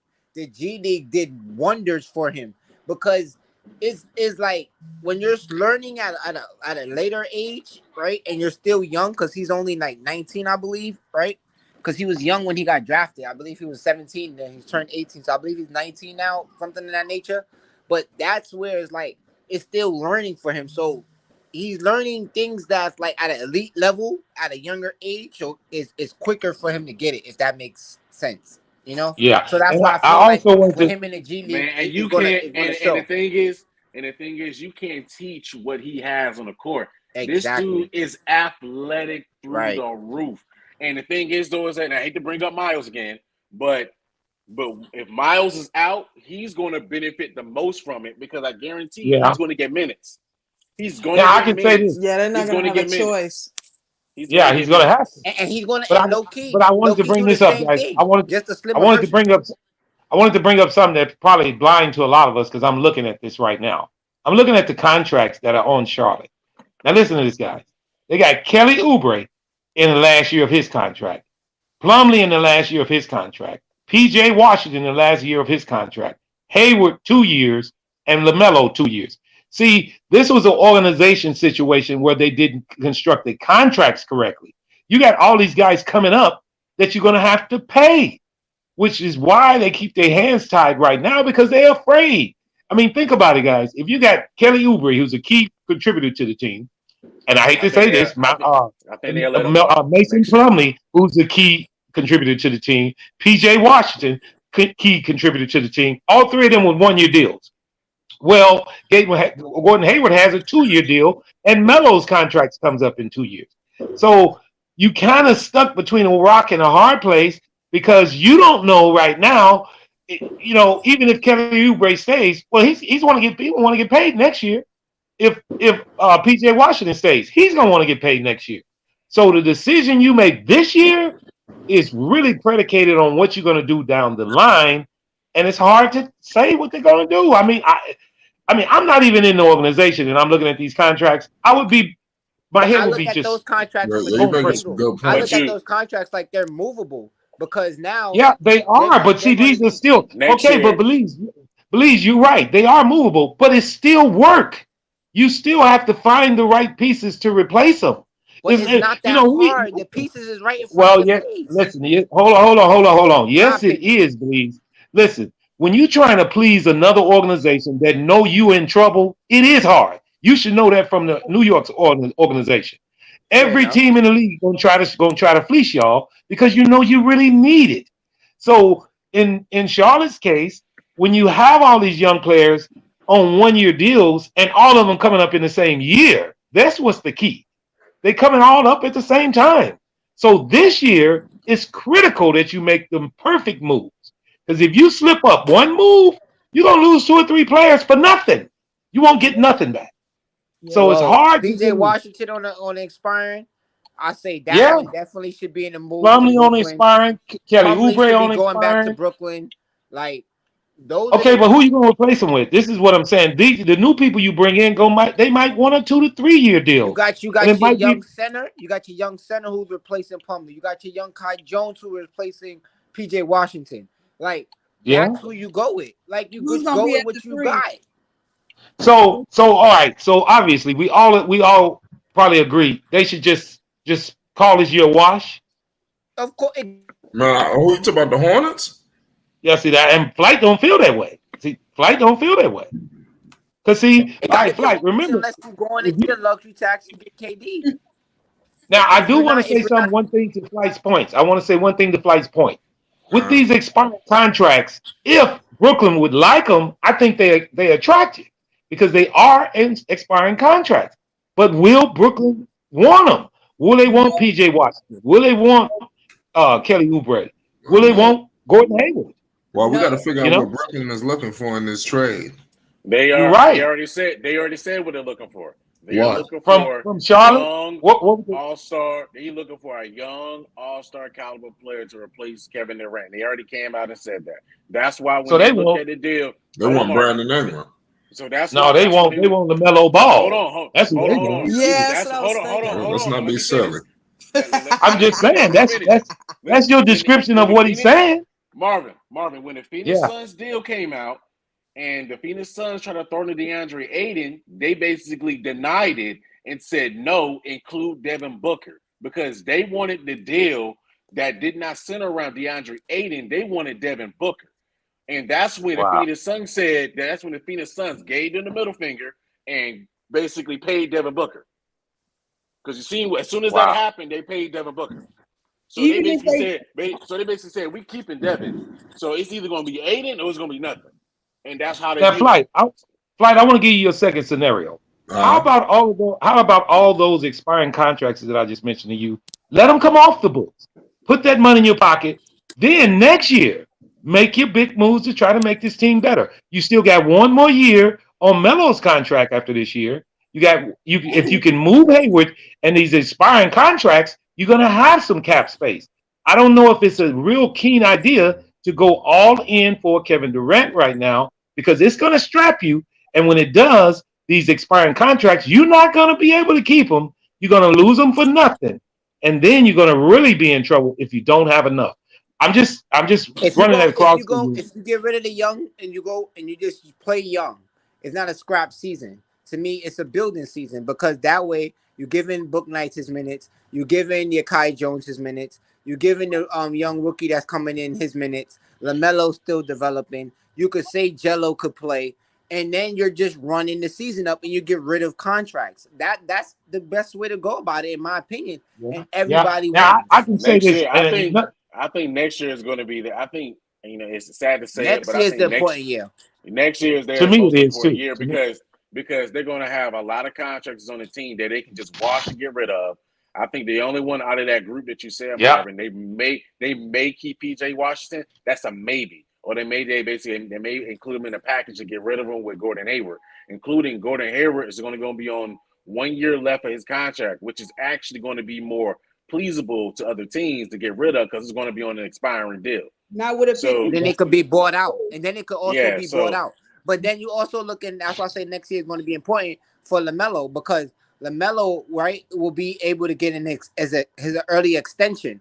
Now, if he doesn't Yeah. take the extension, now that is going to be where we're going to have to say, whoa, what's going to happen now? But if he takes the No, extension, takes the money, listen. you can start building. I want to go on record as saying this right now. If the Charlotte Hornets don't hurry up and do something, Melo is gone, Can I ask and that's y'all something? almost guaranteed. What's up, Pepper Baby? Why are they doing moves like he's a fresh player, fresh out the draft in year one? And all these possibilities we're talking about as far as trying to run the young talent, they had some young talent when he first got there. Right. These guys should have been from day one coming out, starting with them. It should have been no question. But I think the issue was Terry Rozier and them know if they go to other teams, they're not starting, or that you know whatever's going on with them too. They're gonna be coming off the bench. Yeah, they know that. So you sitting there starting getting paid as you should. They get paid. They're not getting paid for free, but they're getting paid. Like they already know they're not benching them. These young players might play this year. Like I don't know what they're gonna do with Bryce McGowns. That's another issue. I think he's going to. I think he's going to be. I think he's going to be in a G League. He's going to be a G League player, which is crazy. I mean, listen to what you guys are saying. He's a second round. He's a second round pick. So they're not going to just. But he's a good player, though, bro. I mean, okay, but Murgaard, he is though. But they're going to if you look at it, all their second round picks went into the G League. All of them. It doesn't matter who it was. But, all right. So he's okay. Hold on, Murgaard. Murgaard, listen to this. You got Kelly Oubre on a 1 year, $12 million deal. That's not a team-friendly deal. You got Mason Plumlee on a 1 year, $9 million. That's not a team-friendly deal. No, it's not. Marvin. See, here's the deal. And all of this is, I'm saying this to say this. This is all started with the upper echelons of the French organization. It's the front office. They done made these bad-ass contracts, not to mention Gordon Hayward's contract. But you don't have a lot of team-friendly deals. Now you didn't gave these guys the thought like Oubre. No way in the hell he's going to come back and sign with Charlotte for less money. He's gonna want 12.6 again at least per year, and I don't believe that's a good contract for him. Well, Mason Plumlee, at least. I'm pretty sure every one of us say. And Marvin, no, you forgot one thing too. They still have Nicholas Batum dead money on the book. Yeah, they sure not do. Anymore. But it's cleared off now. It's cleared off now. Clippers. No, it's not. Yeah. It's cleared Hold off. on. It's cleared off next I just want to mention this. I just want to mention this last contract. Will any one of y'all want to pay Mason Plumlee 1 year, $9 million? I don't think so. No, he's not making $9 million. He's making $10.1 million. He got a. Well, okay. Well, I was a little short. That's even worse. I mean, listen to them contracts. Listen, guys. When your organization at the top, when your general managers are making bad moves, Bleeze, I think you understand what I'm talking about because the Knicks kind of fall in this category. Listen, this can ride you for a long time down the road. But I do want to say one thing, not switching gears. The Knicks did such great things this year, even though the fans are still mad, but they dished out, they got a bunch of money off of their books. They got a bunch of contracts done with. So I really want to say this, guys. I think this year is going to be shambles for Charlotte. but they're banking on really getting together starting next year. And I think if they do that, they can probably go in the right direction at least. It might be too late Hold And on. the because only thing Melo with might next even season decide is he's ready to next go. season is Hold on, the Marvin. player negotiation. So that's real tough because you could mess around and get a player lockout next season again. Man, Hold on, can I make an introduction? Hold on, we got Rave Kingdom in the building. Rave, what's the deal? What up, Ray? Oh, there's no need for the introduction, but shout out to the chat, shout out to the panel, man. I need some of y'all to fill me in. Welcome to the Lamelo Ball Show, baby. You know what I'm saying? Well, we on here stressing about Charlotte, Ray. We on here stressing about Charlotte. So join the stress. You right? You can come right on in. Yeah, listen. The Charlotte Marvin, Hornets are left empty-handed. You see these teams retooling. They lost to the Atlanta Hawks. The Atlanta Hawks then added a superstar guard. You know, the pair with Trae Young averaging 28 plus points per game. Damn near 10 assists. I mean, goddamn, the Hawks is fully loaded. You know, the Charlotte Hornets is fully empty. You know, tell me what the hell is going on because they need to get Kevin Durant. They need to make some minor moves. You know, there's some things that could be done. You know, and what the hell is going on, Rave? I need answers. Quick. Oh, I mean, yeah. Okay, so no pressure, Rave. No pressure. No. See, you the GM, Rave. You the GM. Come on, you the GM. I have an understanding of where y'all talking about. Listen, I feel very bad because our guy LaMelo Ball is there in that destructional hole. He's trapped until he is traded or trapped until his contract leaves. And he's trapped there until he demands a trade or something. At one point, I'm sure a lot of us in the panel said, "Okay, Hornets, I'm sure you're going to do something with this. You have LaMelo Ball. You had a high pick. People and the fans, they're ready to sell you out every game to see this. You got Miles Bridges. You acquired in a free agency. You got Kelly Oubre. You know, you pay Gordon Hayward. We're like, okay, at least you're going to try to do something. At least it's a sign of you doing something. And for them to do something in the offseason and this season do nothing in the offseason technically, and then you sign some coach that is maybe 10 ages away from 70 years old. I mean, I get it. I'm pretty sure some people can tell me about how Clifford, the big red dog, can do something. But to be honest with you, we got Clifford. Just sad. We got Clifford. No off season moves, and you have a solid draft pick that I actually like. But even him, he might demand a trade because he gonna realize how bad that shit is. Yeah. I mean, but is it their fault? Is it their fault, Ray? Do you blame it on the organization? It is. Hold on. It is because hold up. It's definitely the office's fault because what you guys have to understand is this ain't the first year. This ain't the second year. This ain't the third year, and this is not the third, fourth year with players complaining about the situation. Before LaMelo Ball was even there, the boys that was there, Terry Rozier, PJ Washington, it was complaining to the office. Hey, man, can we stop playing the zone defense? Can you get this shit organized? James Borrego, can you do this? Can you do that? Can you fix this? Then you go out there and go pay the most horrible contract of human history and give it to Gordon Hayward. Now you're trapped with that ugly contract. Yep. And here you are this season. You fire the coach. You got a Clifford, the big red dog, and you do nothing with it. And that's a sign of the office. That's not the sign of the players. Yeah, all of this is predicated. Hold up. Check this out. Let's throw the cherry on the top of the ice cream. And then our boy Miles Bridges gets arrested. Yeah, you're right. Damn. Listen, Ray, we're gonna lightly cover that. We're gonna talk about it from a basketball perspective. And I understand Flight's objective on that. Let's keep that to a minimum. No, I'm done after that. I wasn't gonna say anything more after that. That's it. Well, okay. Well, let me say this. Let me just run this across to you, Ray. You got 3 teams out there, guys, and I want each one of you guys to hear this. Excuse me. There are 3 teams left that are under the salary cap. Those are the Spurs, Pacers, and lo and behold, the Pistons. Now you talking about an organization making wheeling and dealing. The Pistons have wheeled and dealed something truly special.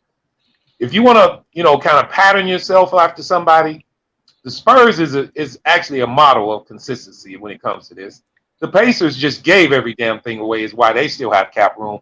But the Pistons have almost a pretty good team and have cap space. Now you look at the Charlotte Hornets, they're not really under the cap by much, guys. And they are in turmoil. A pure example of how our front office should not run a team. They're just not doing a good job. Real simple. Yeah, and to address Isaiah Curry in the chat, dude, yeah, he's playing the game that he loves. Duh. Lonzo and Lamelo on IG is lit and enjoying themselves and progressing well, enjoying. They having time. They around the BBB. I'm not talking about he's trapped in world life. Yeah, he's playing the game that is a child's game, and he gets to get paid professionally to do it. That's not what I said. He trapped. I'm talking about he's trapped in that horrible organization called the Charlotte Hornets. That's what I mean. I didn't say trapped about his life and he's going bad. No, he is a beautiful life. He's rich. God damn it. You know what? I want to go back to one of Belize's points. He actually said earlier this year on this panel that Melo just needs to sit out. And I think he almost right. Listen, sometimes you got to make a statement on what you need if you want something done. And it looked like whatever Melo do or say, they not listening to him. If he say he gonna sit out, I bet you they ask to listen then. Now, right now, I don't see them having no flexibility on doing much. But if they don't get this under control, I don't see no superstar in Charlotte in years to come. None. They're gonna be totally going through the draft, and they ain't even got that yet because they won 43 games last year. So that's what's so ironic about this team. We can talk about how bad we actually see them play, but they won 43 games last year. They were 43-39, guys. 4 games over 500. You know how many teams in the NBA want to be over 500? They were with this crazy damn roster. So this one is an enigma, guys. This one is hard to figure out. It really is. And with expiring contracts all around your damn organization, you don't know which way to go. I mean, this is hard for me, and I ain't even in the damn front office. I mean, I wouldn't know what to do. I mean, I'm gonna ask you guys: would you guys re-sign Kelly Oubre? No. 1 year, 12. No. 1 year, 12 million. His contract is 1 year, 12 million. Okay, well, if you don't sign him, you better get him in the signing trade. Hold on, Marvin. Who said that he's not worth it? J&J? I did. Yeah. Got to explain why. Well, basically, I mean, look at his performance over the past, how long has he been there now? Like 2 seasons? A year. I mean, a year. Okay, well, yeah. I don't think that he's worth it just from the numbers that he's put up. Period. And it's not like I believe it's more or less the size of their contract. 1 year, 12 million. I don't think he's worth it. I think they need to put that money elsewhere. Yeah, well, I mean, right. I understand what she's saying, meaning this. He's got a 1 year, $12 million deal. He's going to want at least 14 or 15 in his next contract. Would you be willing to pay him? Anybody on the panel? Would you pay Kelly Oubre $15 million next year? He might get that because I will. Shit, I'm trying to see who I can. You would, Ray? Yeah, I will. Kelly Oubre too. I will. Okay, Ray. Would that be dependent on how many years he's asking for, or would you just do a 1 year deal? Try to do a 1 or 2 year deal. I do a 2 year deal. No, I do a 2 year deal because I would like to find out how serious he is. And the reason I say that because if anybody remembers in the free agency, when they got Kelly, everybody was like, that's not that great of a sign. And he came in on that season dropping 20, dropping 25, 19, 18. And we're talking about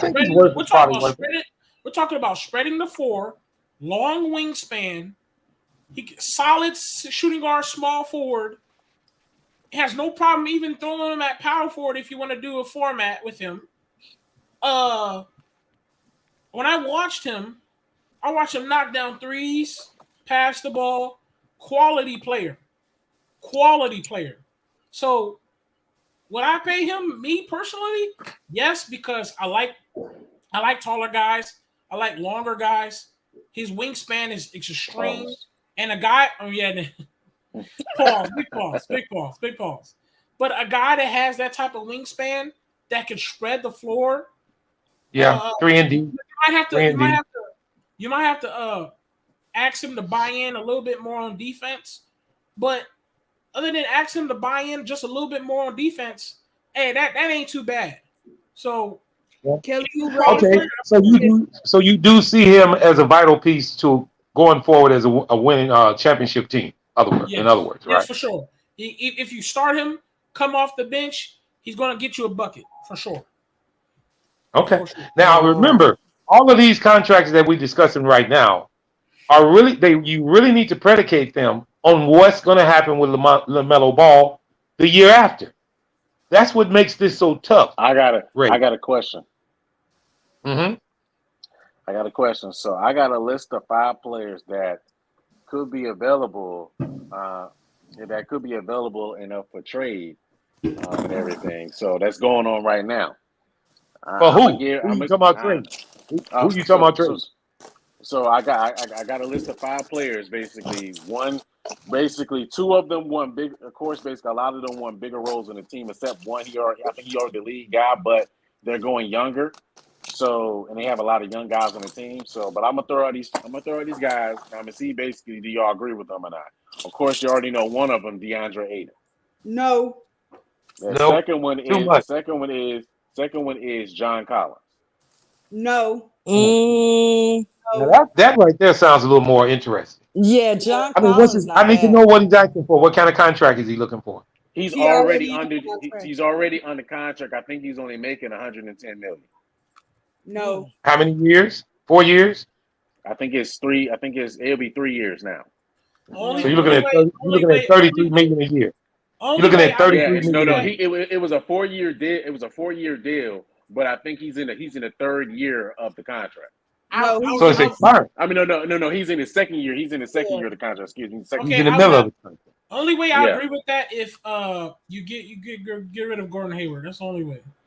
All right. So the next one is they talked about for the Hornets was Tyler Hero. Wow. No. Wow. No.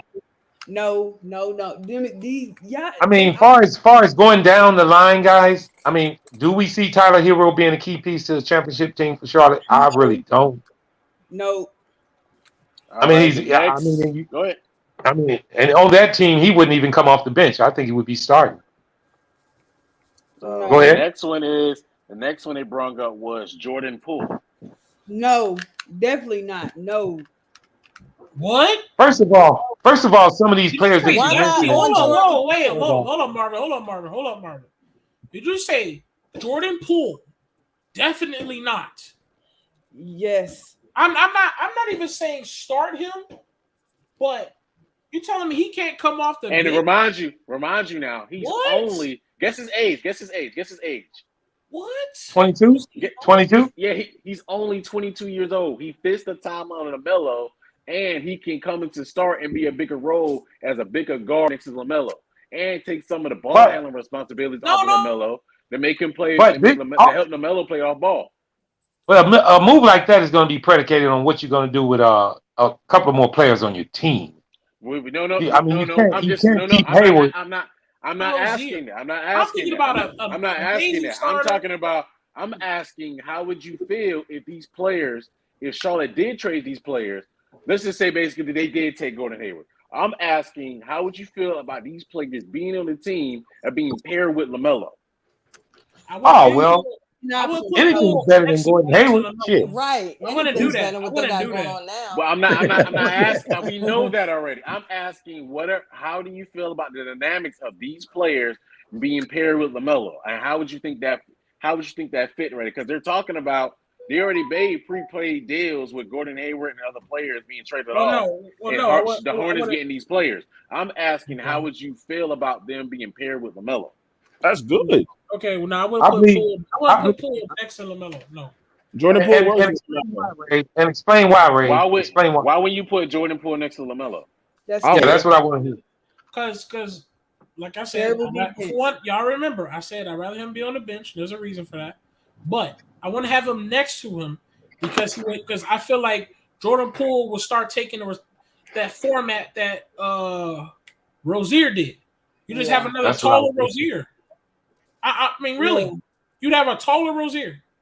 I'm serious. Because listen to me. So what are you saying? Poole, what are you saying? Rozier shoots too much? What I'm saying is Poole is a guy that can get you off the dribble. He can shoot. He can make a good pass. He can make good playmaking. He plays defense. He's bright. He has a lot of listen to me. He has a lot of energy. Yo, stop lying, bro. Okay, what I'm saying. Hold on. Oh, come on. Defense? That's not. Hold up. Listen to me. I'm not getting into I'm not getting into the details of what he can do and what he can't do.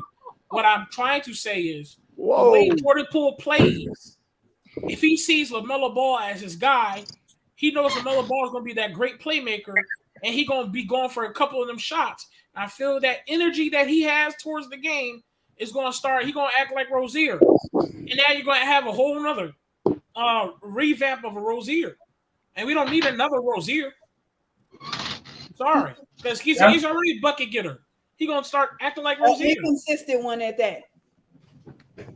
You're gonna act like. And Murdoch, that was the reason I said that the players you mentioned are going to basically be predicated on if you're going to get rid of these other players, including Rozier and others. Right. But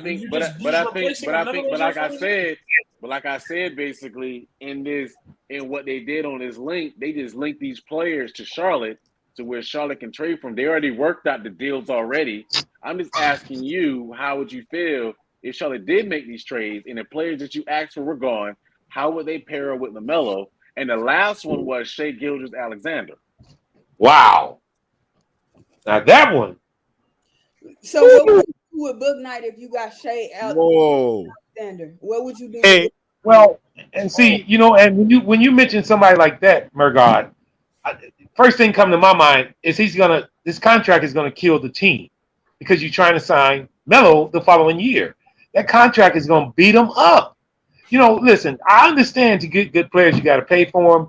But in their case, with these expiring deals all coming up at the same time, it's not good to talk about real good players with steep contracts. I know we need these players. I know we need. But Marvin, let me explain this to you right here. If basically they have expiring deals on a contract, right? But they already matched the money, traded with the players to match the money to get basically Shai Gilgeous-Alexander over to their team, including sending the picks. You said they already made it match up. Okay. They already did that already.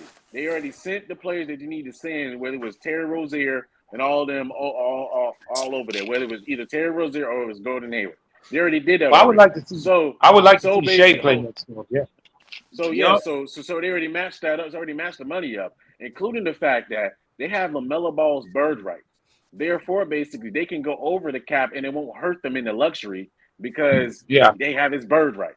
So LaMelo Ball's contract is totally different. That's the reason. His contract is totally different. It's a different situation. So kind of like what Mr. Robinson with the Knicks was this year. Yeah, I understand. Exactly. So my question is how would the players pair up with LaMelo, and would there be something that you would like to see next to LaMelo, such as a Deandre Ayton, the best a one John Collins, to a Tyler Hero, a Jordan Poole, or a Shai Gilgeous-Alexander? Well, to me, the best play would be with Shai. Well, I think you would need John Callis more to progress the team, but I think the best look would be with Shai, is in my opinion. What are your thoughts, Dave? I know, Dave. You were sitting here making ad libs in the background. So, what are your thoughts on some of the players I listed? I think everybody fits with LaMelo. Shit, Poole. I would like any of them. Charlie needs something. God damn, that team's ass. You need something. Yeah, need They didn't put themselves in such a Hey, look, situation, man. It's talking hard to about even figure it out, man. It's Shea hard to is figure it out. Shea's amazing, bro. Shea Hey, let me say why I put Jordan Poole off the Shea, bench. oh my god. Listen to me. The reason I said Jordan Poole off the bench is because he's so strong on getting a bucket, and guys like that. It reminds me of Lou Will. He comes off the six man. He just either he gonna pop a mid range, pop a three, and just have that energy and get buckets while the starters take a break. So I feel like if you put LaMelo Ball down and like, okay, LaMelo Ball, you did your motherfucking thing, get some rest.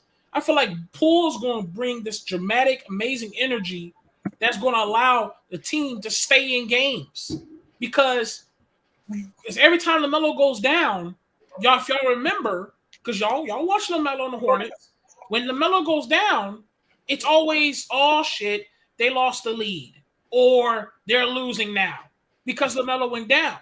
But if you put LaMelo down, you throw a Jordan Poole on that big, huge 6 minute, that 6-man minutes, he comes in getting buckets and keeping them in the game. So I say Jordan Poole is a great guy to come off the bench, not to disrespect him coming off the bench, but to let him know, look, you're the 6-man, you're going to have dramatic time because when LaMelo Ball and whoever else that's supposed to be on the starting lineup, when they on that break, you could come in and do your thing.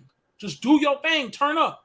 So then the Hornets could still be in the game because we don't want to have another season where LaMelo sits down and now the Hornets down by 15, down by 20. Because when LaMelo goes down, now they can't stay in the game.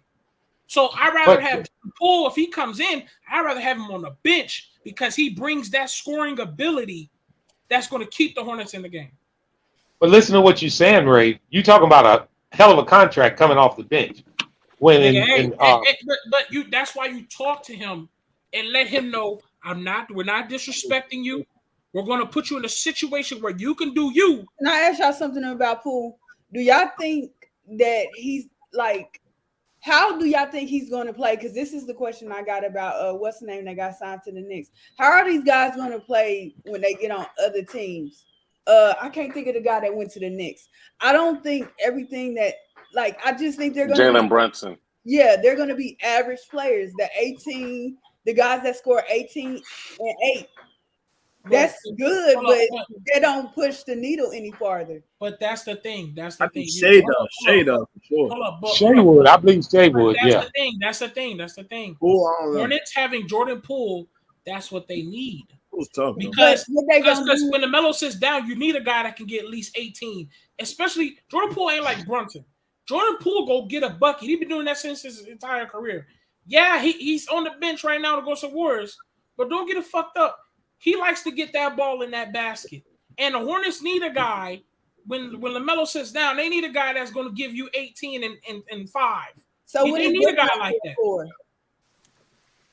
Well, I want to just say something, and one of the guys in the chat, Hampton Royce writes, they need a big man, and I believe that.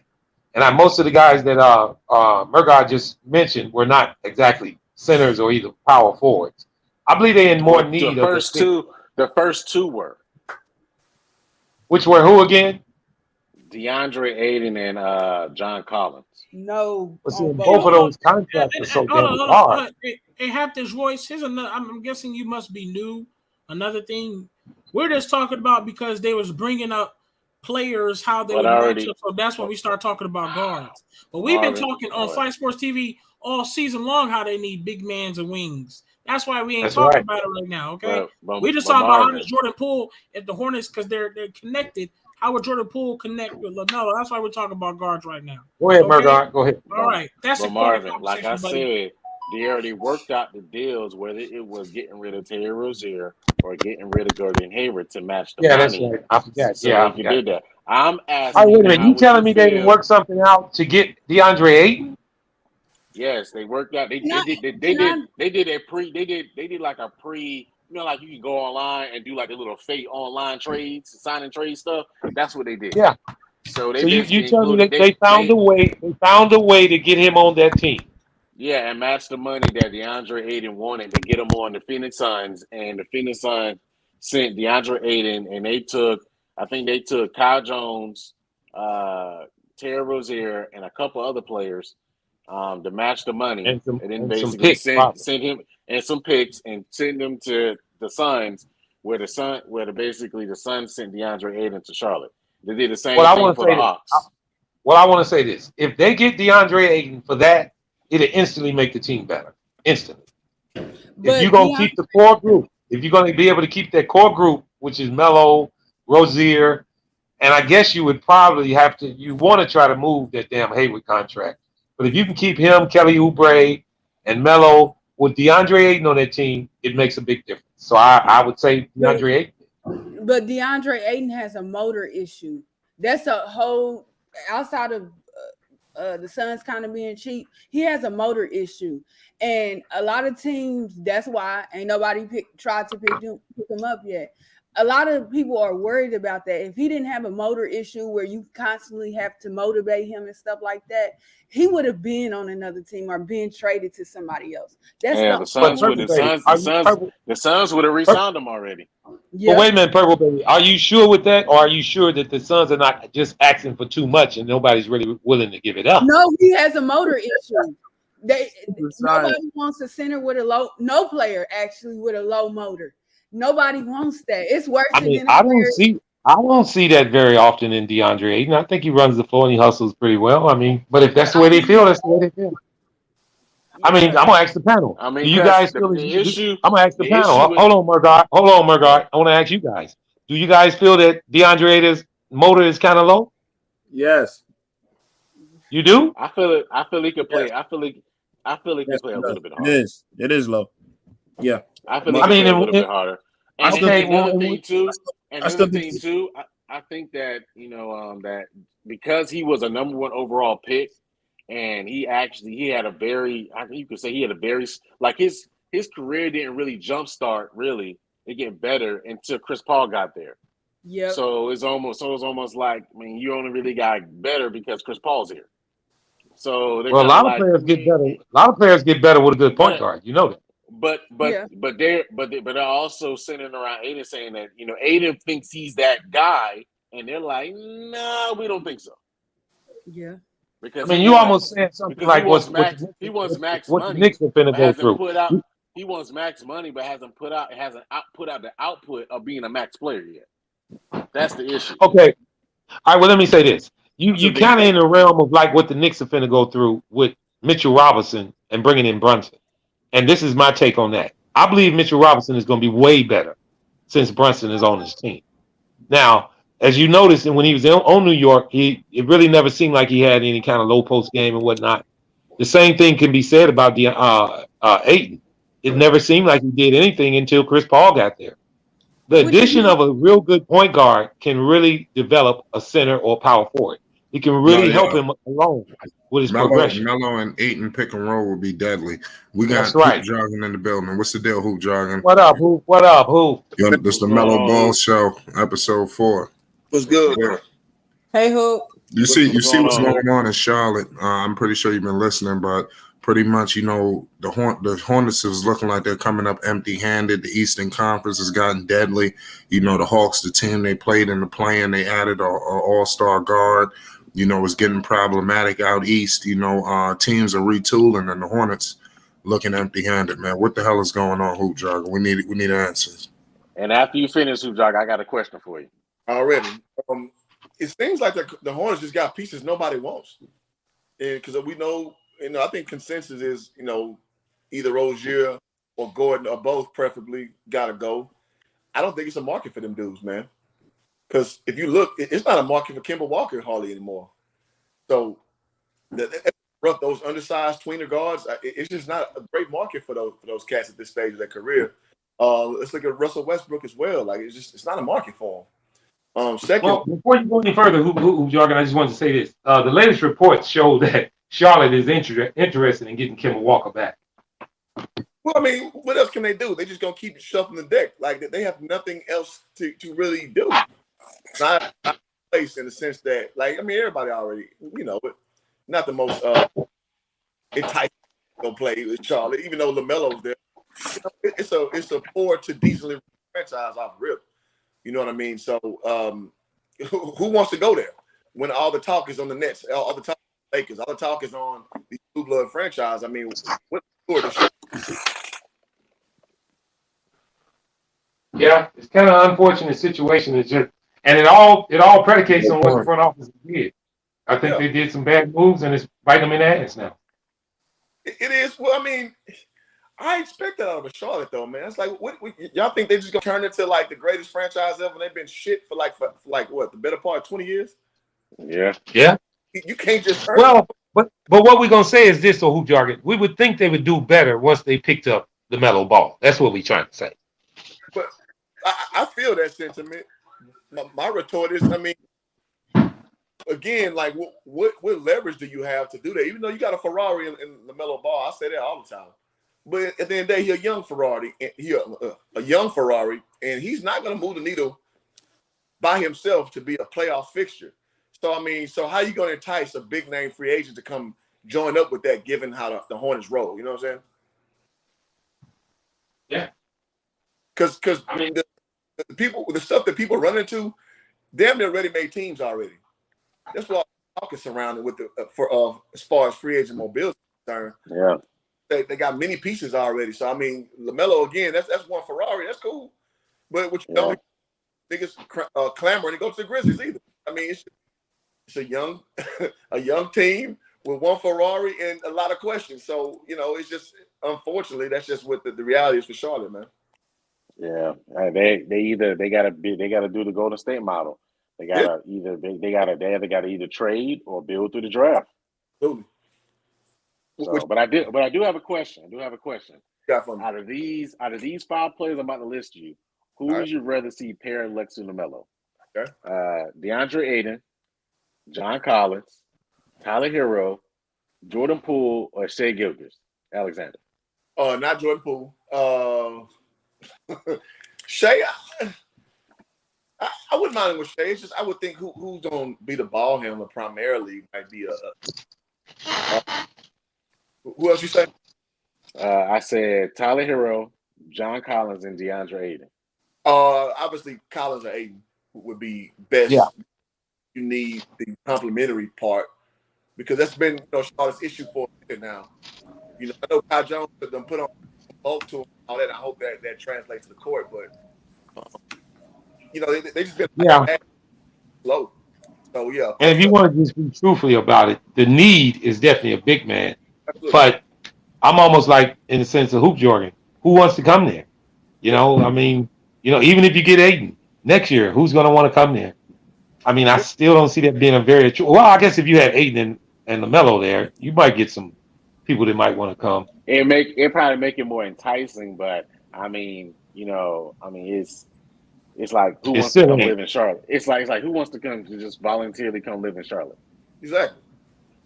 Yeah, I mean, I just hate the fact that Melo got caught up in this with this team because I think if he was anywhere else, he'd be flourishing like him. I think that's my biggest thing with it. You know what I mean? If he was on any other team, I feel like he would be doing a lot better. Like, I mean, look how long it took them to start him. Yeah. You know? Games. It's about 20 games when we get out there. And then Terry Rozier injury. Yeah. Had he not been injured, would they have even done it? They are true enigma. I mean, but guys. I got another question for you, Hugh Jargon. Do you think, as far as basically in Charlotte's case, do you think they are, I guess they're trying to be patient and trying to build around LaMelo in the sense of basically trying to get some money off the books first before they really start retooling around him, like they're doing John Moran or Luka or Trae Young?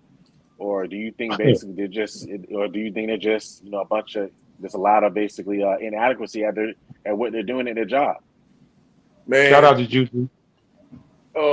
Shout out Juju. Yeah, shout out Juju, man. Charlotte's doing what a girl with no ass do to try to get some attention in the club, man. But whatever. I like that one. So go ahead. That's no disrespect to the ladies on the panel. That's no disrespect to the ladies on the panel. Ladies on the panel. None taken. But what I mean by that is you basically don't have a lot of resources to work with, but you're trying to work with what you can work with, and that's what it's doing. So their direction has no direction, if that makes sense. So you ask, like, are they trying to be organic?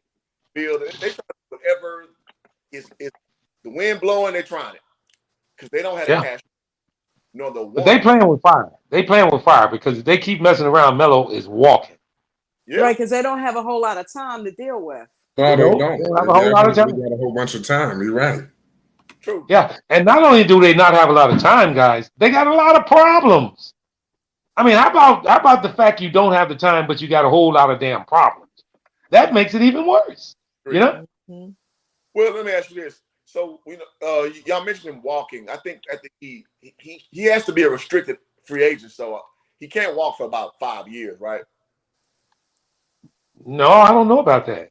Yeah, I think he can. Well, I think next year. Yeah. Wouldn't that next year be his last year? He got two more years on his contract. Yeah, I don't think he can just walk free and outright after the rookie contract. I may be wrong. He can walk after that contract is up. Okay. No. Which is 2 years from now. Okay. Which is an eternity in Charlotte. Charlotte. You have to look into it. I think next, not this year. That's about to be played, but the following year. Yeah. Check. He's got 2 years left on his deal, $8 million. I just looked at that. I'm not sure if he can just. I'm not sure because they have his bird rights. So I'm not sure if he can just opt out and say I don't want to be here no more or what. I mean, he probably take the qualifying offer. Yeah, that's what I question. So I wonder if he can just do that because most guys stay with their original franchises. They work in a grain of dirt about 5-6 years before they really have first rounder guys I'm speaking about before they have to go and decide to move. Yeah. Yeah. So, but hey, man, who wants it? I mean, if you was him, would you want to stay there 5 years? Come on. No. I wouldn't. No, come on, man. I mean, really. I mean, I understand him going there to get the contract, but I know he never dreamed it would be this. He never dreamed it. I mean, it's almost not fun, Yeah. Because to the Charlotte fans, I know it's no fun. But then again, if the Charlotte organization been like this forever, the fans know how it is. Could y'all see Lamelo on the Lakers? Oh, hell yeah. I could definitely see that happening. I can see him on every other team in the NBA, sweetie. Every team. Do you think the Lakers want him? Yeah, everybody wants him. They better. Everybody wants him. Everybody wants him. But who can get him, that's another thing. And I wanted to ask you guys, not to change gears, do you guys think that Cleveland gave Garland that money too early? Yes, but you're Cleveland, so you have to. And did they do it to avoid paying him the real big money coming up? I think they just want to lock him up because Cleveland has a rarity to have success without LeBron James being a part of their roster. So I think they're just moving on what they view as a valuable piece. And that's what you got to do. You got to overpay in the smaller markets. You got to overpay. That's why Gordon ended up, in Charlotte with that crazy contract. You got to overpay, man. You just have to. CWE Beds he writes in the chat, Garland robbed Cleveland big time. I don't believe that. I believe he's worth every dime they gave him. Maybe. But I mean, robbers you see every year. Like this is how it goes, man. Yeah. See, that's where they messed up. It's like nobody's saying that them putting the money out for Gordon Hayward, like you said, who they do have to put the money out. But this was a guy who notoriously had injuries. He had a history of not staying healthy. Why would you throw money after bad like that? I don't get that. Yeah. Well, I think Dex explained that earlier. I never knew why either. Maybe Flight could tell us. I never knew. But they just saw him being the great white hope. Well, that organization saw him being that Larry Bird. Why they saw that now? Mind you, when he was in Utah, he was something special. He used to be damn good. But once he got to the Celtics, he kept getting hurt. That's facts. Yeah, that's what I'm going to say. I don't think he kept that up in order to be able to deserve this contract. The contract that he had, and if we look at it, guys, it's only $30 million per. So it's not super off the charts, but it hurts this franchise more than others. Is what I'm trying to say. Because of all the other bad shit, it makes it even worse. Yeah. And then the structuring of the contracts that are all coming up at the same time. I mean, even I'm not a GM, but I would actually, and I'm pretty sure that I would at least try to maneuver my contracts where they all wouldn't hit me at the same time. And these guys got 3 or 4 contracts coming up at the same damn time. It really don't make sense. Yeah, it's a big overhaul you have. But to go back to sentiment, I think that Gordon Hayward was the name, man. That they needed a name at the time. They needed some guys to come in and take over the Michael Kidd Gilchrist, the ghosts of of cats that the ghost of the Kemba Walker era. But wasn't that Terry Rozier? Well, he was one of the two though. So you brought in some quote unquote names, and you thought they would work out, and they didn't. And I say this, all the time. I hate tweeners. Like I just don't believe in building with a tweener. Because it's just, I think defined roles win you basketball games. And that's why I said Jordan Poole, hell no. Because Jordan Poole to me is, he's fool's gold. Like, he to me is Jordan Clarkson with a way better jumper. So those Well, Supersonic writes in the chat, and I don't know if this is true or not. I guess he's asking, did the Knicks want to sign Hayward? I hadn't heard those rumbles. I ain't never heard that at all, so I don't know how true that is. That's news to me. Yeah, I haven't heard anything about that either. That's news to me. Flight, what you think about that? That'd be just about right up your alley, wouldn't it? Nah, I don't. Nah, the Knicks don't need that. Talk about going from one team you like to the other one, and you bring in Hayward. Don't nobody That'd want be crazy if they traded Hayward for Randle. Now, hey, you bring Randle to Charlotte, you got some stuff going on, brother. Yeah. I think Randle did well playing next to Melo. Randle. What's that? I said, what do you have going on with Randle in your opinion? I'm sorry? Repeat that? What would be going on with Randle in your opinion? What be going on with him? Yeah. I don't believe much at all went on with it. I believe winning went on, or losing went on with it. Yeah, and then he wasn't the only one. Wasn't the only one. He's a loser. I mean, listen, we sometimes, man, us as fans, we be pissed off at our teams, and the players be mad that they losing too, guys. And sometimes it boils over. If you look at Randle's numbers, now I know Flight gonna bite my head off, but I'm just gonna tell the truth. Okay. His numbers didn't diminish as much as people think. Now his play and his attitude, yeah, maybe, but the numbers didn't diminish as much. His production, I guess you can look at that in a different way. Was he playing winning basketball? Did he do things more or less to hurt the team more than he did to help them? Because his numbers could still be the same, and it could have a different reflect on wins and losses. Absolutely. But I really believe, this is my thing, I've said it from the very start. If the Knicks move off of Randle, wherever he goes, he's going to be a beast. Well, I'm not denying that. Well, let me stop on Randle real quick, because to me, Randle is just a guy. Like, numbers never been his problem. His problem is playing basketball the proper way. He's too left-handed. He's too ball-dependent. Not a lot of versatility. He has a very forced game. Again, I'm a Laker fan, man. I was excited when we drafted him, man.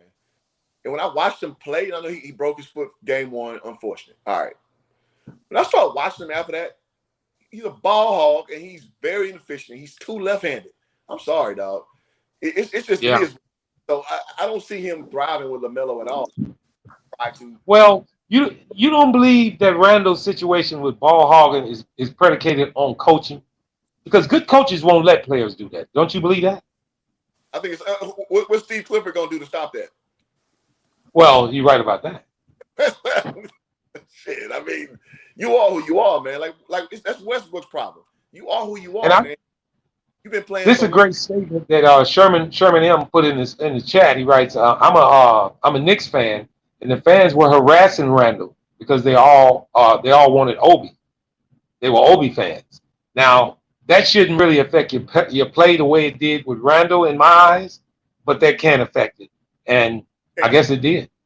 It can. I don't think that's. I mean, it's just one part of the equation.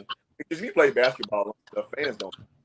You just know that. I mean, playing against Baylor University, the fans were ruthless. Playing against UT, they were ruthless. University of Texas, that is. So I mean, most times you get used to that in some capacity. Now, when you act like you're affected, that means it's something else. And I give an example. Russell Westbrook was talking about people calling him Westbrook and disrespecting his family name. Nah, motherfucker. You the same dude who done cussed out many fans. You done Like he regularly taunts fans, but all of a sudden when he playing real bad for the Lakers, now he got a problem with it. Now, homeboy, what you using as a scapegoat because you've been getting that injury you gave back out. So I don't put a lot of merit into that, but I understand what you're saying. It can affect you, but most times you learn to tune that out. And my final question to the panel, and that's to each and every one of you guys: would you have Randle on your team? Hell no. No, absolutely not. Purple baby, what you say? If you're still there, anybody else on the panel? Purple J and J is here. We got no panic. Jen, would you have Randle on your team, Jay? Maybe she got her mic muted. Yeah. Yeah, I would. Julius Randle. Yeah. A couple of years ago, maybe. A couple of years ago, but not now. I agree with you guys because his game has truly diminished. But a couple of years ago, he was on fire to me. Yeah. And who was your team? Huh? Who was your specific team? It's been the Hornets, but I haven't really been watching basketball like that. Yeah, okay. So the reason I asked that is because I was trying to put Randle on the team that you like. So you don't think Randle would fit on the Hornets then, obviously? No, but I mean, again, I don't have the background on him to really even speak intelligently on it. But no, a couple years ago I would have thought so because he just he really seemed like he had it going on. But well, I'm gonna read something that Sherman M in the chat wrote. He's a New York Knicks fan. Randle's 20, 10, and 5, and he's the 18th best defender in the NBA. Those are the numbers. Good for him. Well, hold on. Now remember, guy, we talking about another player that's on one of them teams like the Knicks, who's kind of like Charlotte. They don't know their direction, so it makes their players look bad, guy. The whole team looks bad when your organization is not, trending in the right direction. I mean, sometimes it's a deceiving thing, Good for him, and God bless him.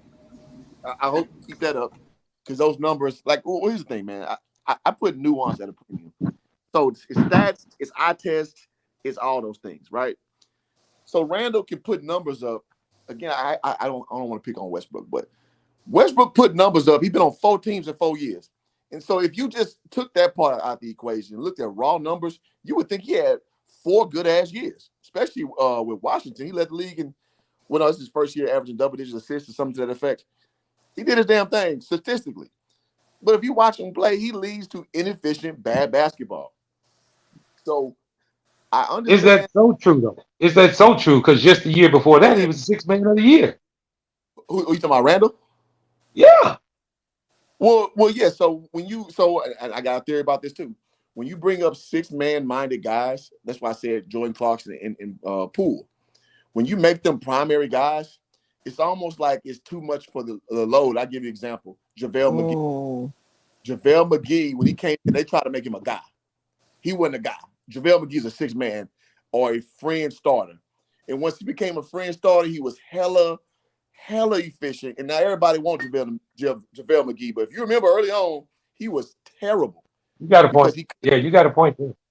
They try to let him bring the ball up. You remember that? But is that true to every player? Is that true? Is that true in a sense to every player that's a 6th player? I mean, is it true? Jamal Crawford? Do you think so? We can keep going. Jamal Crawford wasn't a great starter, man. They gave him the Knicks. So, Flight, I know you know this. When they gave Jamal Crawford the keys for the Knicks, how he look?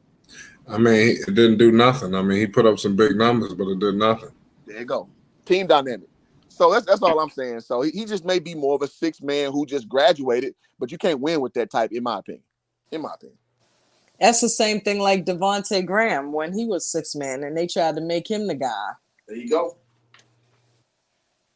He couldn't handle it. He was too undersized. It was just eventually going to blow up. Yeah. And just wanted to comment on Slim's comment in the chat. He writes, Nick Slick got a nice team, but they need to replace Noel. They already got rid of Noel. He's already gone. Boy, who would have fallen from grace from that? I thought he was going to be a guy, man. Coming out of Kentucky. Who is that? You talking about Nerlens Noel? Who is it? Yeah. Well, yeah. He's on the Pistons now. He's on the Pistons. Oh, okay. Yeah, man. I thought he was gonna be a guy, man. Not so much. Oh, and I want to apologize because Sherman put it in the chat. Randall was never the sixth man. I think he was a comeback player of the year or something. He wasn't the sixth man. He was most improved. Something like that. Most improved. Yeah, most improved. Yeah, most improved. Yeah.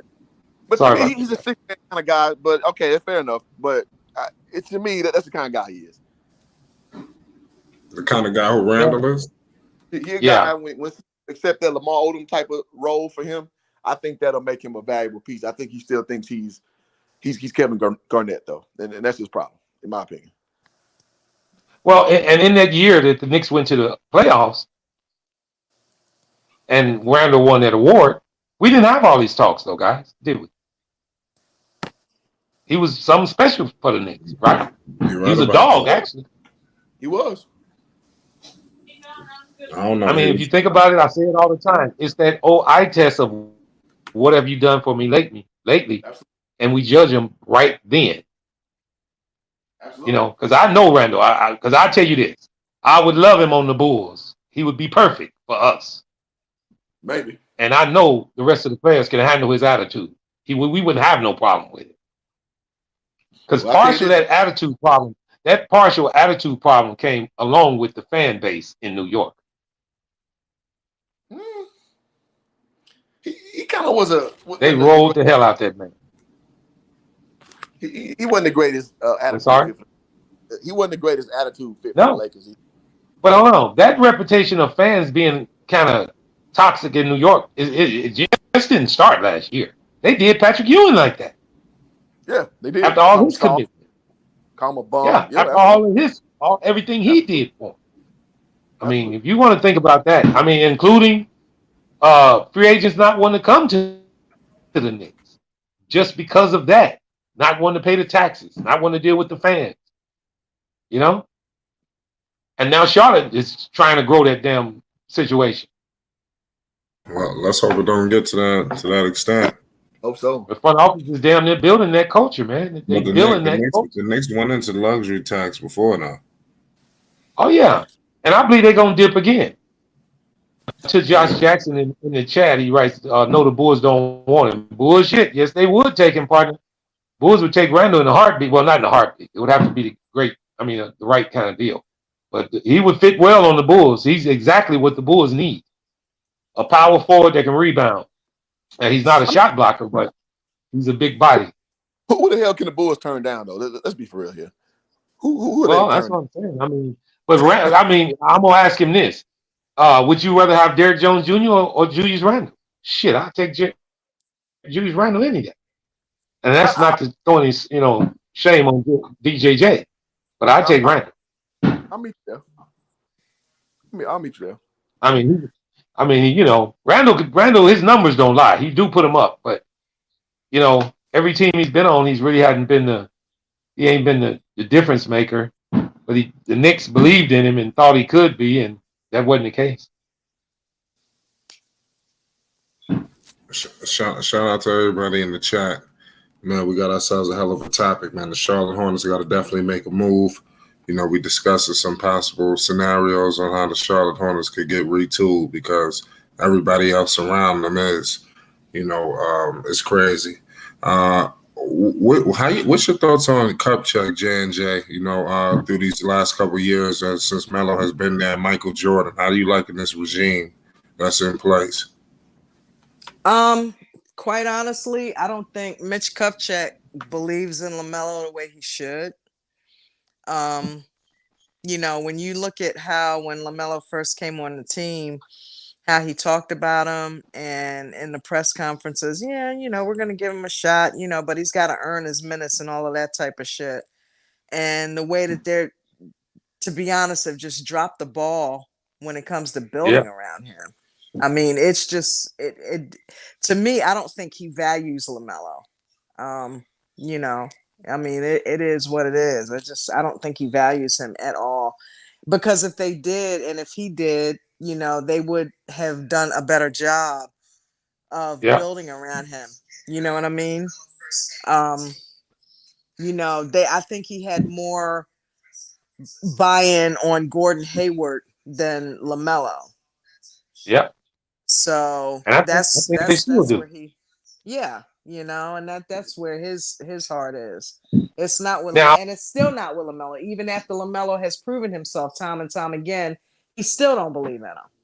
yeah. Now I want to say this. I want to say that they probably don't believe in him, but they know he's the moneymaker. So they scared to lose.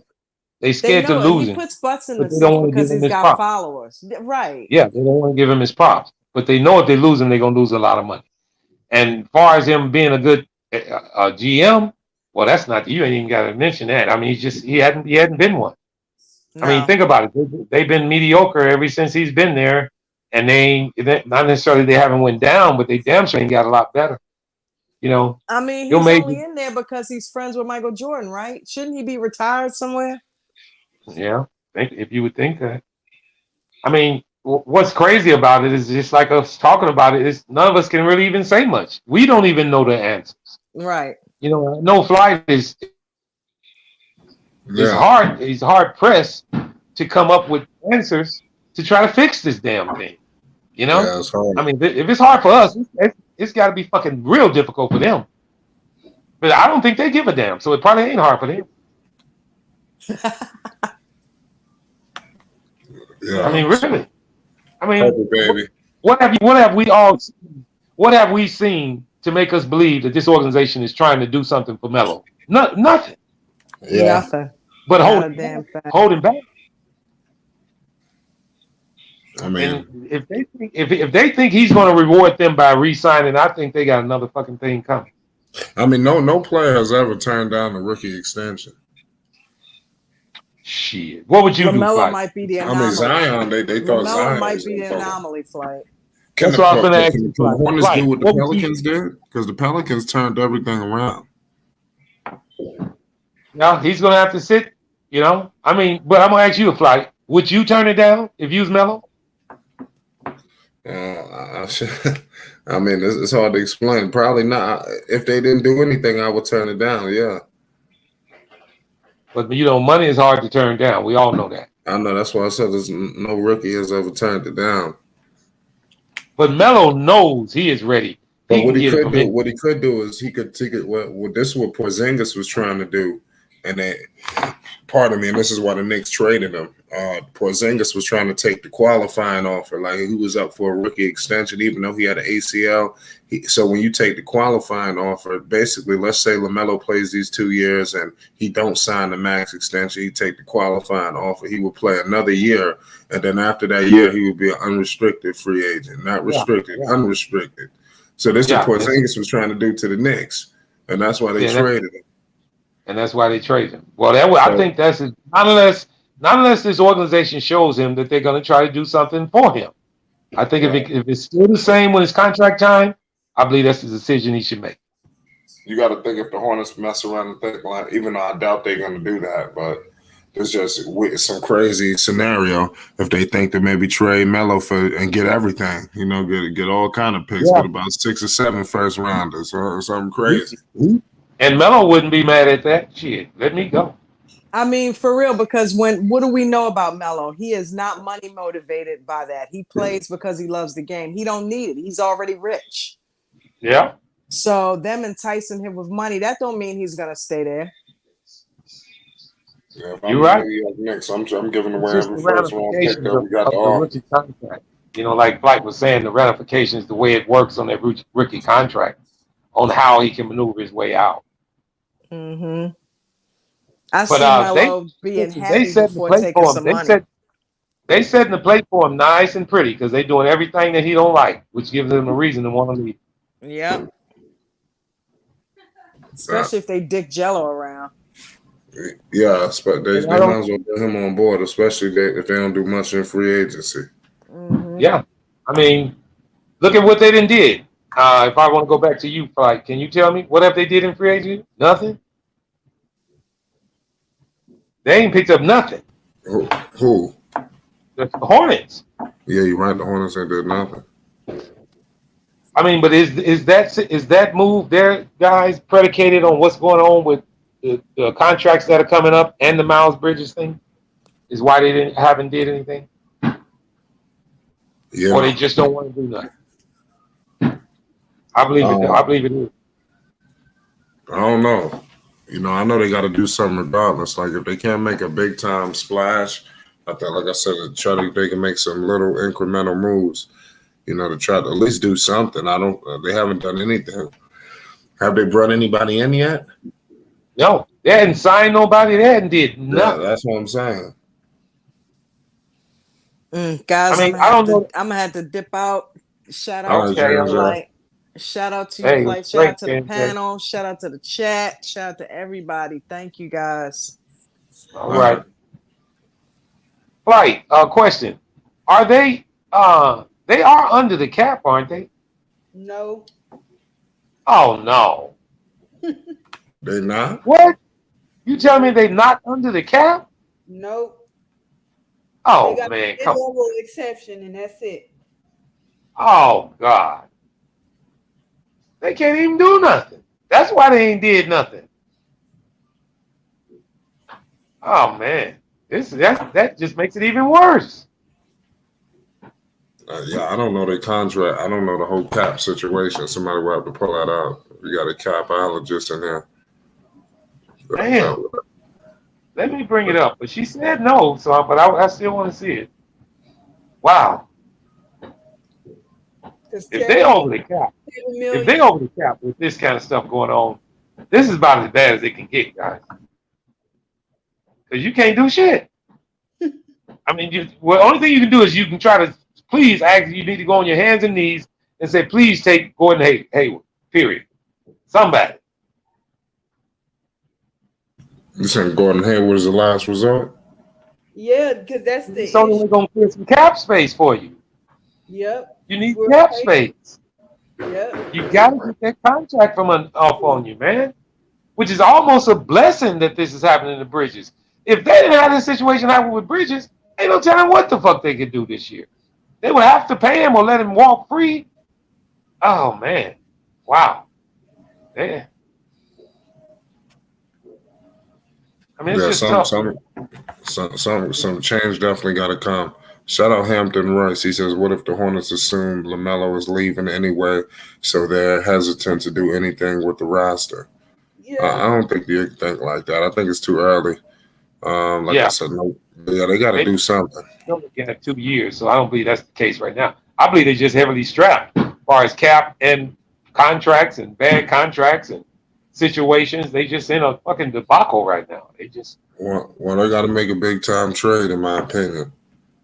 They got to try to somehow get involved in something. I don't know what players are out there. You got Kevin Durant is one. I'm trying to think who else could possibly be out there. Nobody knew some of these players were available. Even Miles Turner. They could have got Miles Turner. But he has to get re-signed.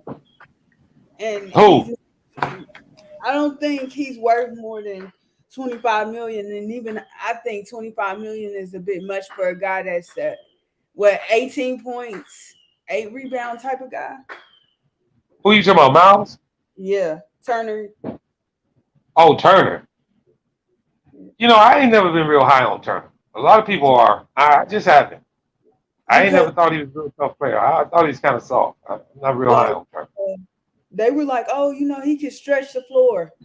I kept thinking that too. And then somebody's like, y'all know he shoot 30% from 3-point. I was like, oh, wow. I said, so he's not a stretch the floor type of big like people keep saying he is. Wow.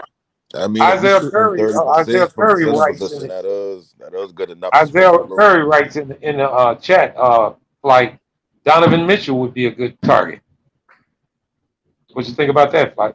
I mean, yeah. I mean, maybe. I don't know. I don't think the needs are really at the guard position. I think maybe they can get a improved wing player.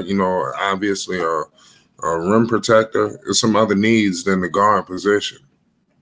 I think the Ayton pickup would be more important.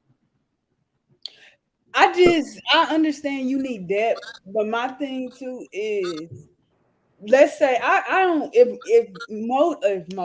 Aiden can fix his motor issue, that's solid.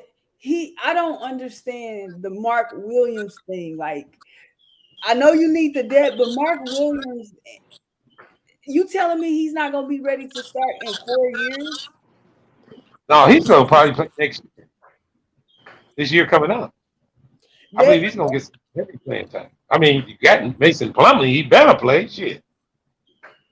I just like, even with the Minnesota thing, I'm like, I don't think that's gonna work. I think that's gonna harm Rudy. They not gonna help each other. It's not gonna work out. I think maybe it's not gonna happen this year, but I think they're gonna trade Rudy or probably think about trading Cat because that's not gonna work. Like, that's not going to work. Nothing But about that. purple baby, you cannot be saying that now. That deal is done. Now I you know, cannot be turning another page and saying, okay, let's trade this trade because that deal is done. Meaning you better make something work because if you don't, this was a total debacle. And At the I'm in same the time, favor of you. they got better I'm in pieces. favor. They got the same build as Cleveland, but they got better pieces than Cleveland. They build a tall team, got the center but that can shot you're block, the not power forward, and taking it shit. into like, even with With no Cleveland. bid. Go Yeah, ahead. that's. But no, I was just about to say, even with Cleveland, people was talking about it's okay, it's working now, but how long is that going to work? Because essentially, you are playing with 3 7-footers. How long is that going to work? I mean, shit, the Lakers ride that all the way to the championship. 7 foot, 6'11" Dwight, 6'11" But Dwight is AD. out of his prime. Yeah, that's why I'm saying. So if you replace the White with a Rudy Gobert and you replace AD with a Cat, and then you got Anthony Edwards who got the size to play at least good enough perimeter D and on offense. He kind of inconsistent, but I mean he can give you something. Then you got a point guard that if he just understand like this ain't about you, get to your spots if And you he got not. them, but And he not. We But talking about he I just D'Angelo. don't play believe no I defense believe like that. that That's when you trade get help at. is good on the surface. I believe that trade is good on the surface. If you look behind the scenes, you're gonna have problems. You depleted the team. It has no bench. I know everybody gonna say you can get bench players. Oh, can you? Oh, can you? We will see. Because those 5 starters can't play the whole game. Now No, on they the can't. They surface, can't. But now that on the means they got surface, that's a great looking thing. But And in the Rudy, long haul, and camaraderie and them learning how to play together and learning where to be and this and that, I think it's a project. Yeah, but you gotta think about it like they got Rudy Gay as center, defensive player of the year 3 times. They got a power forward and Cat Williams, all NBA. Anthony Edwards, like at some point he going to take that leap. I, Not AD, I'm not knocking D'Angelo your starting Russell. He five. used to be an I'm not all-star knocking your before. starting five. I'm not knocking your starting five, but they not gonna play the whole game. No, they not. But see, when you got a starting five like that, like you can stagger certain people minutes to where your bench don't really. You still need backup players. I ain't taking that away from it. But when you got a good starting five, like everybody can contribute at some point level, you can stagger the minutes. Like you can bring D'Lo in with the back end. I'll bring him in, but you can stagger him with some of the backups because he can actually run that pick and roll like Chris Paul. I don't know, he don't play defense, so it's like to be that size and have that length and don't play defense, kind of like a liability on the floor. But now that they got Rudy Gay, it's like shit. He kind of erased that a little bit Okay. to where it ain't gonna be a prominent problem. So my question to you, as I have questioned everybody else who's kind of in favor of that trade, you think they go further in the playoffs coming up no, with this team? no, Minnesota, no. I think Yeah. it's um, first round exit. I don't think it's a first round exit because I think them boy going. I think they're gonna be like the 5 or 6 seed, and I think at the 5 or 6 seed, like between the 3 and the 6 seed, them teams anybody can beat each other. It's usually the 1 and 2 that usually dominant against the 7 and 8 seed. But I think they can. I think they Okay. can take the first round series. I don't think they're gonna win the championship with this lineup, but I do think it's gonna be tough in the playoffs when everything slow down and they can compress everything. By the end of the season, I mean they can get everything right, chemistry right. Rudy Gobert, like he ain't a high maintenance player, meaning he don't need the ball, so you can still he ain't staggering nobody development like Ant Edwards. The pick and roll with D'Lo gonna be crazy because I mean, shit, when the last time D'Lo had a pick and roll partner outside of Cat? But D'Lo is not that type of point guard. He wants to shoot. You can Yeah, argue. no, I agree with that. But what I'm saying is, like I said earlier, if he understand, like, listen, it ain't all about you. He make an NBA All Star team off of pick and rolls with Jarrett from Cleveland. when they've been around Brooklyn. He can run that pick and roll and get his shots off from the mid range. The problem is if you running in with Cat all the time, you got to hit your shots, and you already know they're going to try to run a scheme to where they doubling down Cat to where they can't get a proper pick and roll. But if you got Cat scratching the floor now, and you already got a big man who can run to the rim, Rudy go be long enough so you can. I mean, you ain't got to settle for your jumper all the time. You can get to the rim and throw them up. Like, that's easy. No, but no panic. No panic. I want to address something you said. You said you don't think they're going to win the chip. For what they gave up, there is no consolation prize. They are in it to win it all. They gave up the future. They gave up 5 players. You can't justify that by saying you go into the second round. The future is Cat and Edwards and possibly D'Lo. If he get it, like I said, if he focus on, listen, you a point guard. If you can get the pick and roll and get your mid range shot off, cool. But if not, the ball. Wait a minute. So you don't believe giving up 3 first round picks unprotected is part of your future? But think about it. If they plan on being in the playoffs every year, which I know they're going to be in the playoffs every year, them picks going to be in the 20s. That's first of all. And second of all, the next couple of drafts ain't got nobody that you can say, okay, well, that's going to be the player that we need to save up for. Like I said, next year going to be Wembanyama, or however you pronounce his last name. Next year got some great players coming out. Next year got some real good players coming. But it's not as deep like the last couple of drafts. They deep like that Ant Edwards draft, but it ain't been deep, but it been like some solid players come out there. But with Ant Edwards and Lamelo So what I'm getting to is this, Pat. For what they gave up, there is no consolation prize. This is supposed to be a championship this coming year. Period. Yeah. No, if it's not. No. I don't even think they believe it's a championship this year. I don't even think they believe that. Like you can't see the championship team all of that young Ant Edwards. To have this contract on your book. I mean, so when do you think they were thinking they're gonna win? 2 years from now or something? I mean, I don't know when they think they're gonna win, but it's impossible for them to think they're a championship team, especially coming up the West next year. They just watch it go. Okay. I think when they try. Okay, well, I want to put that. I want to phrase that in the same question that's going on around about Kevin Durant. Any and every team that get him right now is hoping on a championship the day he walk in a locker room. Right. Yeah, because his age, he's 34. Yeah. In Rudy's case, hold up. In Rudy's case, when you get that much back in return, or you give that much up, your expectation is championship, and I don't believe it's right there.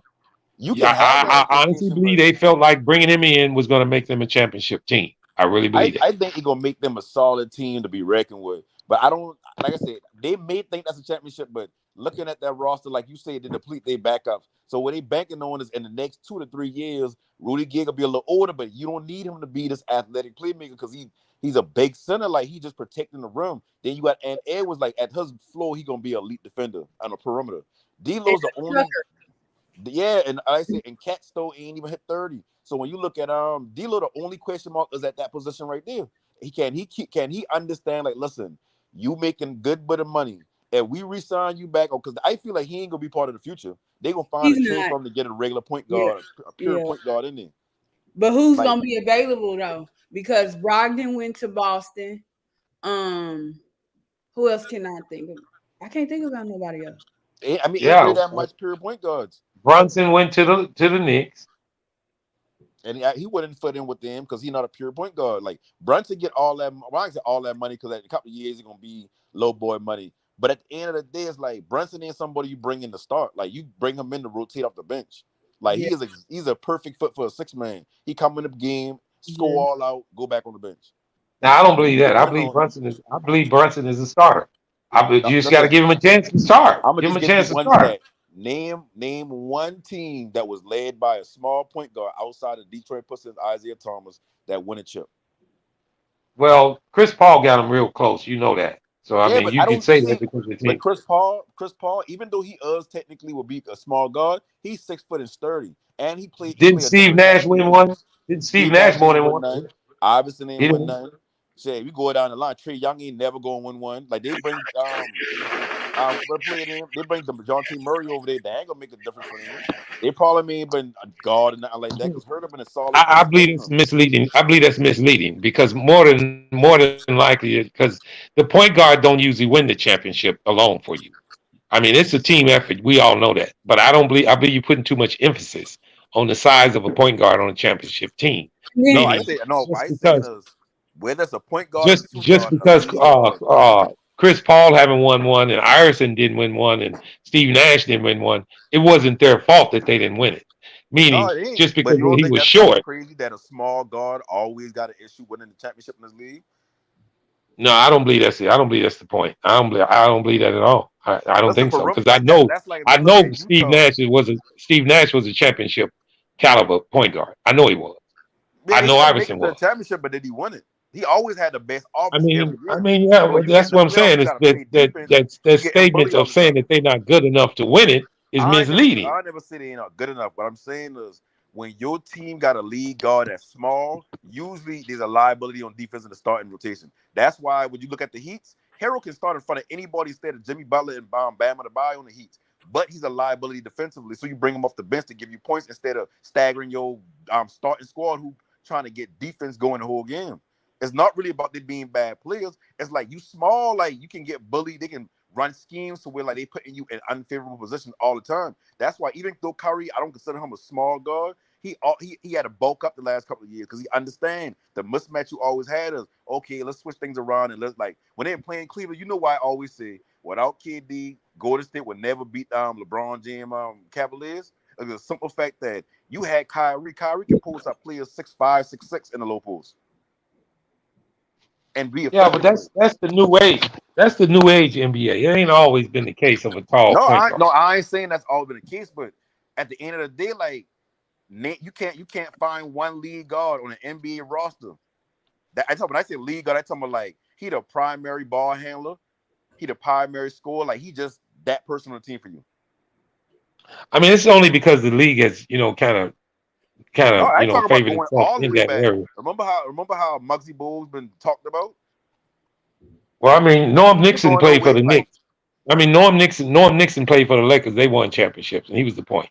but So if see you that, want to just go but back see, in history, but he was not the lead. He was not the lead catalyst for them teams. You had Magic Johnson, damn near 7 foot. You had Kareem Abdul-Jabbar, damn near 7 foot, if not 7 foot. You had well, yeah, size makes a difference, but I think that statement is a little misleading. I mean, Me it's not myself, misleading if it's a I fact. know I can find a small point guard in the NBA right now and build a team around him, and they can win a championship. I'll even give you I'll give you help.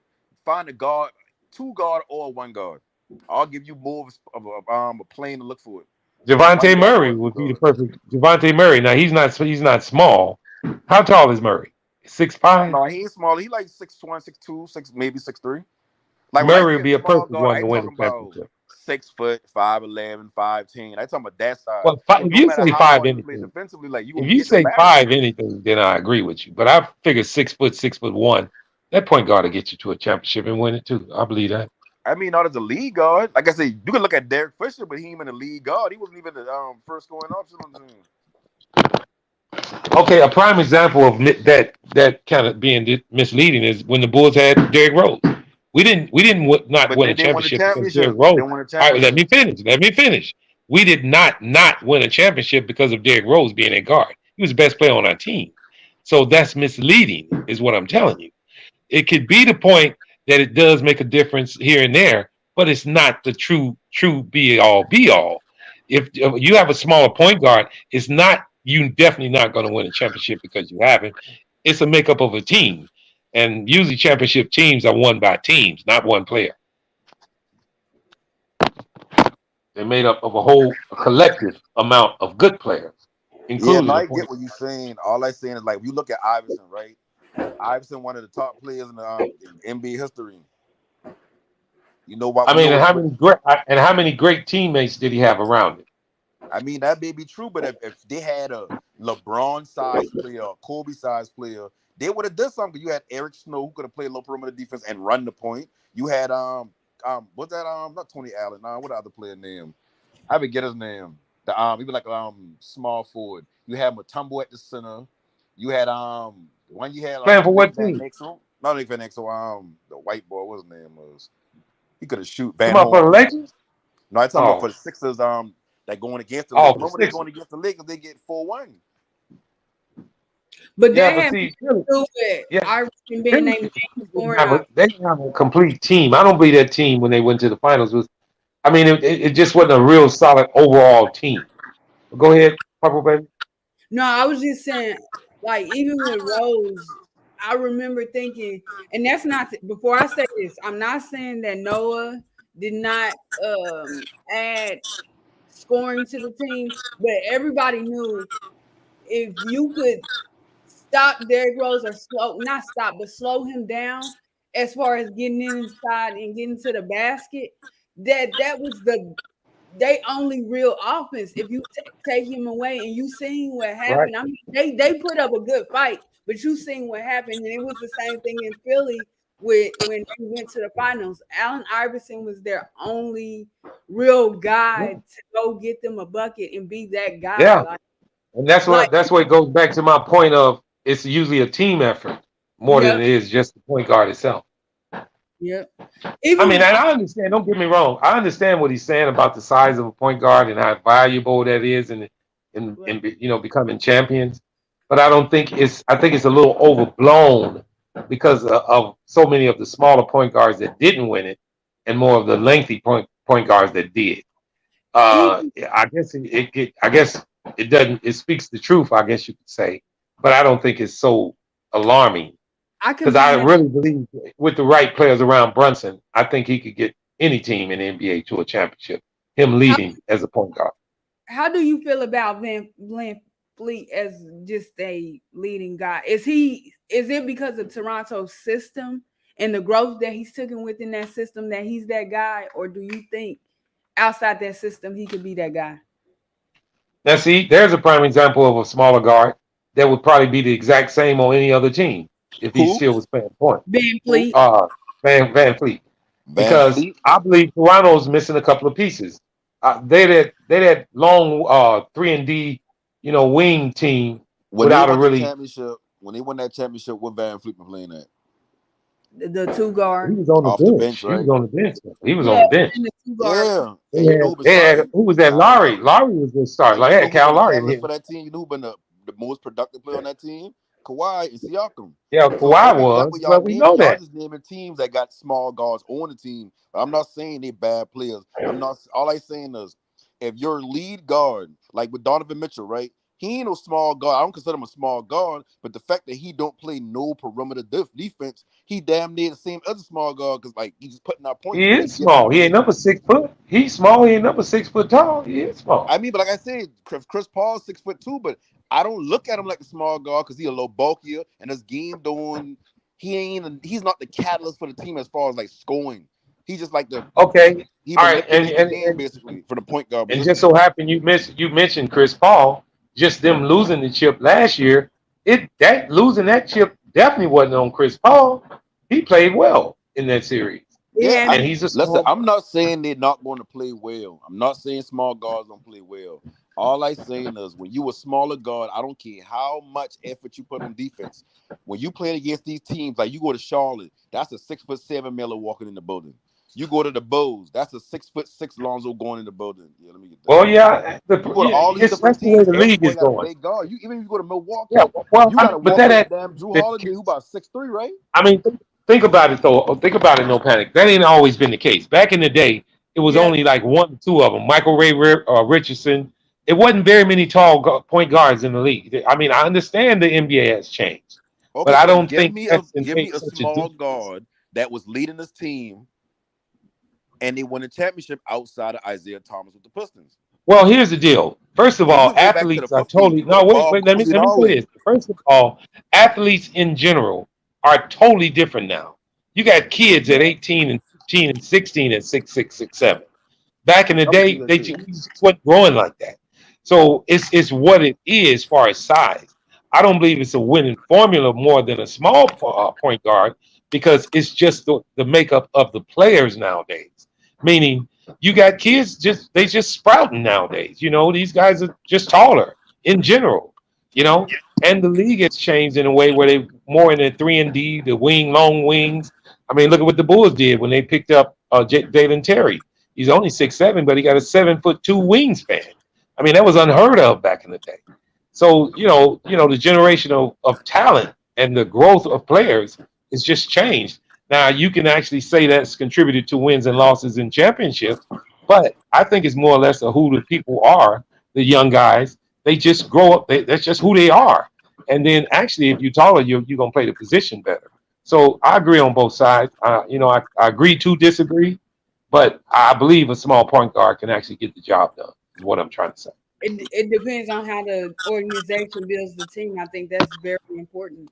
Yeah, the best way you can build around the small guards, what they did in Philly with Iverson, that's the most perfect way you can put it. You put a bunch of defenders around him, and you take the ball out of his hands so he don't got to always initiate offense. But when they come down to it, like, and at the same time, like, as good as Iverson ain't been super efficient. You know what I'm saying? So he like, I don't know, like, you just can't really win with a small guard. Like even with Lamelo, right? Lamelo's a big guard, but even with Lamelo, I still would put a bigger guard or big guard next to him that can play some defense. Yep. Okay, all right. So I want to ask you a question here. Now, you just recently said that you like Minnesota's chances. They have a big guard right now, but you say he's not going to be there for the run. Who they going to get? See, with Minnesota, I don't look at D'Lo as like the catalyst for the team. I don't look at him as he's the lead person. I'm talking about if your guard, the 6-foot guard and under, that's the lead contributor to your team. Like if Jalen Brunson is the lead contributor to New York Knicks this season, I don't think he will be. Even if they got a good I don't think he will be. going to do nothing. I think he's the number 3 option on that team behind RJ and Randle. He's not the number 1 option. Yeah, exactly. So when I talking about small guards, like you got to find a team like I said, you look at Utah every year. That's their main problem. Everybody want to look at Rudy Gobert, but at the end of the day, if I a rim protector, the best might just like when you a linebacker and you got defensive linemen in front of you, you need them to clean up some stuff for you to get to the quarterback or to make clean tackles. You need them to be on a point. So when Rudy Gobert and on defense, and you got Donovan Mitchell not really playing defense, people blowing past him. Now Rudy Gobert getting out of position, and it's harder for him as a big man to get back to his position if they already kicked the ball into the man he been on. So now they say, "Oh yeah, he's moving his feet slow." That's kind of what I had been saying all year about the Bulls. That's kind of what I had been saying all year about the Bulls, and when they was riding on Vooch, because the guards wasn't doing their job, which makes Vooch look bad. But that's neither here nor there. That's called pick and roll, and if you can't hedge that damn on the top of that damn pick, you're gonna get beat, and here they come to the rim. So yeah, like the Bulls been good in spite of Vujicic.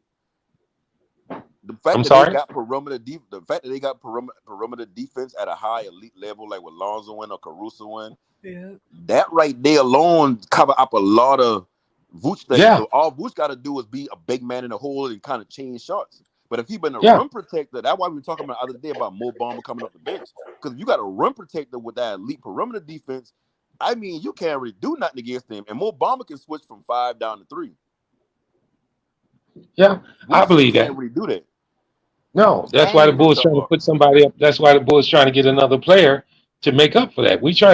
I honestly believe the Bulls are trying to piece by piece put everybody's going to be a specialist. Like when back in the old days when they had Kyle Korver, he came in to shoot threes and threes only, brother. When they had Pippen, was he on that Iverson team? No, I only think that's 2001 team. Now I trying to think of Kyle Korver been on that 2001 Philly team with Iverson. I think he come with Iggy Bunny. Yeah, he was on Philly, but I don't know what year it was. Yeah, but I mean, he did play with Iverson. He did play with Iverson. And here's the deal with me. All the things that we discussing are, to me, management decisions. I mean, good decisions from upper management, from GMs, putting the right pieces in place. Because if you could do that, it'll eliminate a lot of the problems that we're talking about, including the problems with Vooch not being a rim protector, where that's why the Bulls brought in Lonzo Ball. I mean, now in Minnesota's case, the only deficiency that I see in this, because I cannot say anything about this starting 5. That starting 5 can play with anybody in the NBA, but they're not going to play the whole freaking game. Somebody got to come out of the game, and I think that's where they're going to have any problems at. Now I know they haven't started rebuilding this bench yet, and we have to. It's a wait and see thing. So that's why I'm saying I'm not all in and I'm not all out. But on the surface, they look terrific with that, that starting 5. But who's to say what their bench going to look like if you get in foul trouble? you got to use the bench. Anything can happen. So They or God forbid an injury. You got to have something to fall back on. So they're gonna be a good regular season team like Utah was. A good regular season team. Because they got player and Rudy Gobert that can play defense every night. Like that's all they got to do. Most teams don't really play committed defense every night, 82 games a season. So if you playing defense 82 games a season, they're gonna give you a chance to win. That's why when you playing like them younger teams like Cleveland, they ain't had nothing to lose but to play hard every single night. So they sneak up on a lot of people. They fall off towards the end because now a lot other teams taking it more serious now because you're like, listen, playoffs coming up. Now every single game we got to look at this. Okay, what they do best, how we take that away from them, and that's why Cleveland start dropping. And at the same time they lose a point guard. But I mean, I can't agree with you on one thing because I was just thinking about it. I believe Rudy on Utah or Rudy on Minnesota. Minnesota's a better team. I can agree with you there. I don't think so. No, I'm talking about with that starting five. So you're gonna tell me last year's Utah starting five with Rudy and Donovan is better than this coming up year's Minnesota team with Rudy and Carl Anthony Towns? I think that's a better team. I mean, starting line. Regular season team, yeah, but not like Utah ain't gonna do nothing. Like they know they will run into the wall every year. Every year they're gonna run into the same problem. When they come to the playoffs, we're gonna expose Donovan Mitchell on defense. He gonna get us points. He gonna do his thing. But if you giving me 30 points a night, that don't mean nothing. If you also the reason why your team giving out 40 points off of blow-bys, off of not being on your assignments, off of you causing the big man in the hole to be off his block, and at the same time, think about it. Like if you look at the starting fives, Utah had Royce O'Neal playing the 4. Cat could be playing the 4 now in Minnesota. That's why I said I think the starting five is better in Minnesota. That's why I said that. And how good can Cat guard the perimeter? That was the question. That was the question I had. I don't think I'm telling y'all it sound good and it look good on paper, but I don't think so. Like that was one of my main concerns. I had mentioned that the other day. Cat gonna give you the same I think thing. me and Rico went through this. He said Towns had been playing the 4. I really haven't never seen him play the 4. Can he move his feet with those guys? Is he going to be a defensive deficiency? And I think over the long haul, it could come to that. But it's a lot of switching going on in that. But Minnesota right now doesn't have those switchable 3D players, kind of like who the Bulls and Boston have. That's what made Boston so good. They were like all play on a string. You got one guy. If you beat this guy, you got to get this guy because they switching, and it's basically the same length and size all the way down the line. Minnesota's not built like that right now. Cat give you the same physical ability defensively as far as the perimeter concerned, not in the hole, but just perimeter as AD. And AD played the 4 pretty good enough defensively. But AD wants to play the 4. That he's a 4. Yeah, but I'm pretty sure Cat would want to play the 4 too. That way he can. But is he a 4 though? Well, I think he's forced. I think he's forced to play the 4, not want to. He's forced to now, brother. Yeah, but I mean, I think a player like Cat benefits more from playing the 4 than a player like Joel Embiid. I don't know about that. I mean, you tell me. You like it, right? You tell me. Wait a minute. You tell me. You tell me. You like Cat's foot speed? I mean, he got decent foot speed for a 7-footer that can move. I'm pretty sure he'll be good enough to play the perimeter. I don't think he could be running to the Warriors every single night. And if they do, look who playing the 4, either Kevin Looney or Draymond Green. What kind of battle is that? And that's the argument Rico had with me also about if you look at the 4s around the league, then it shouldn't be that hard.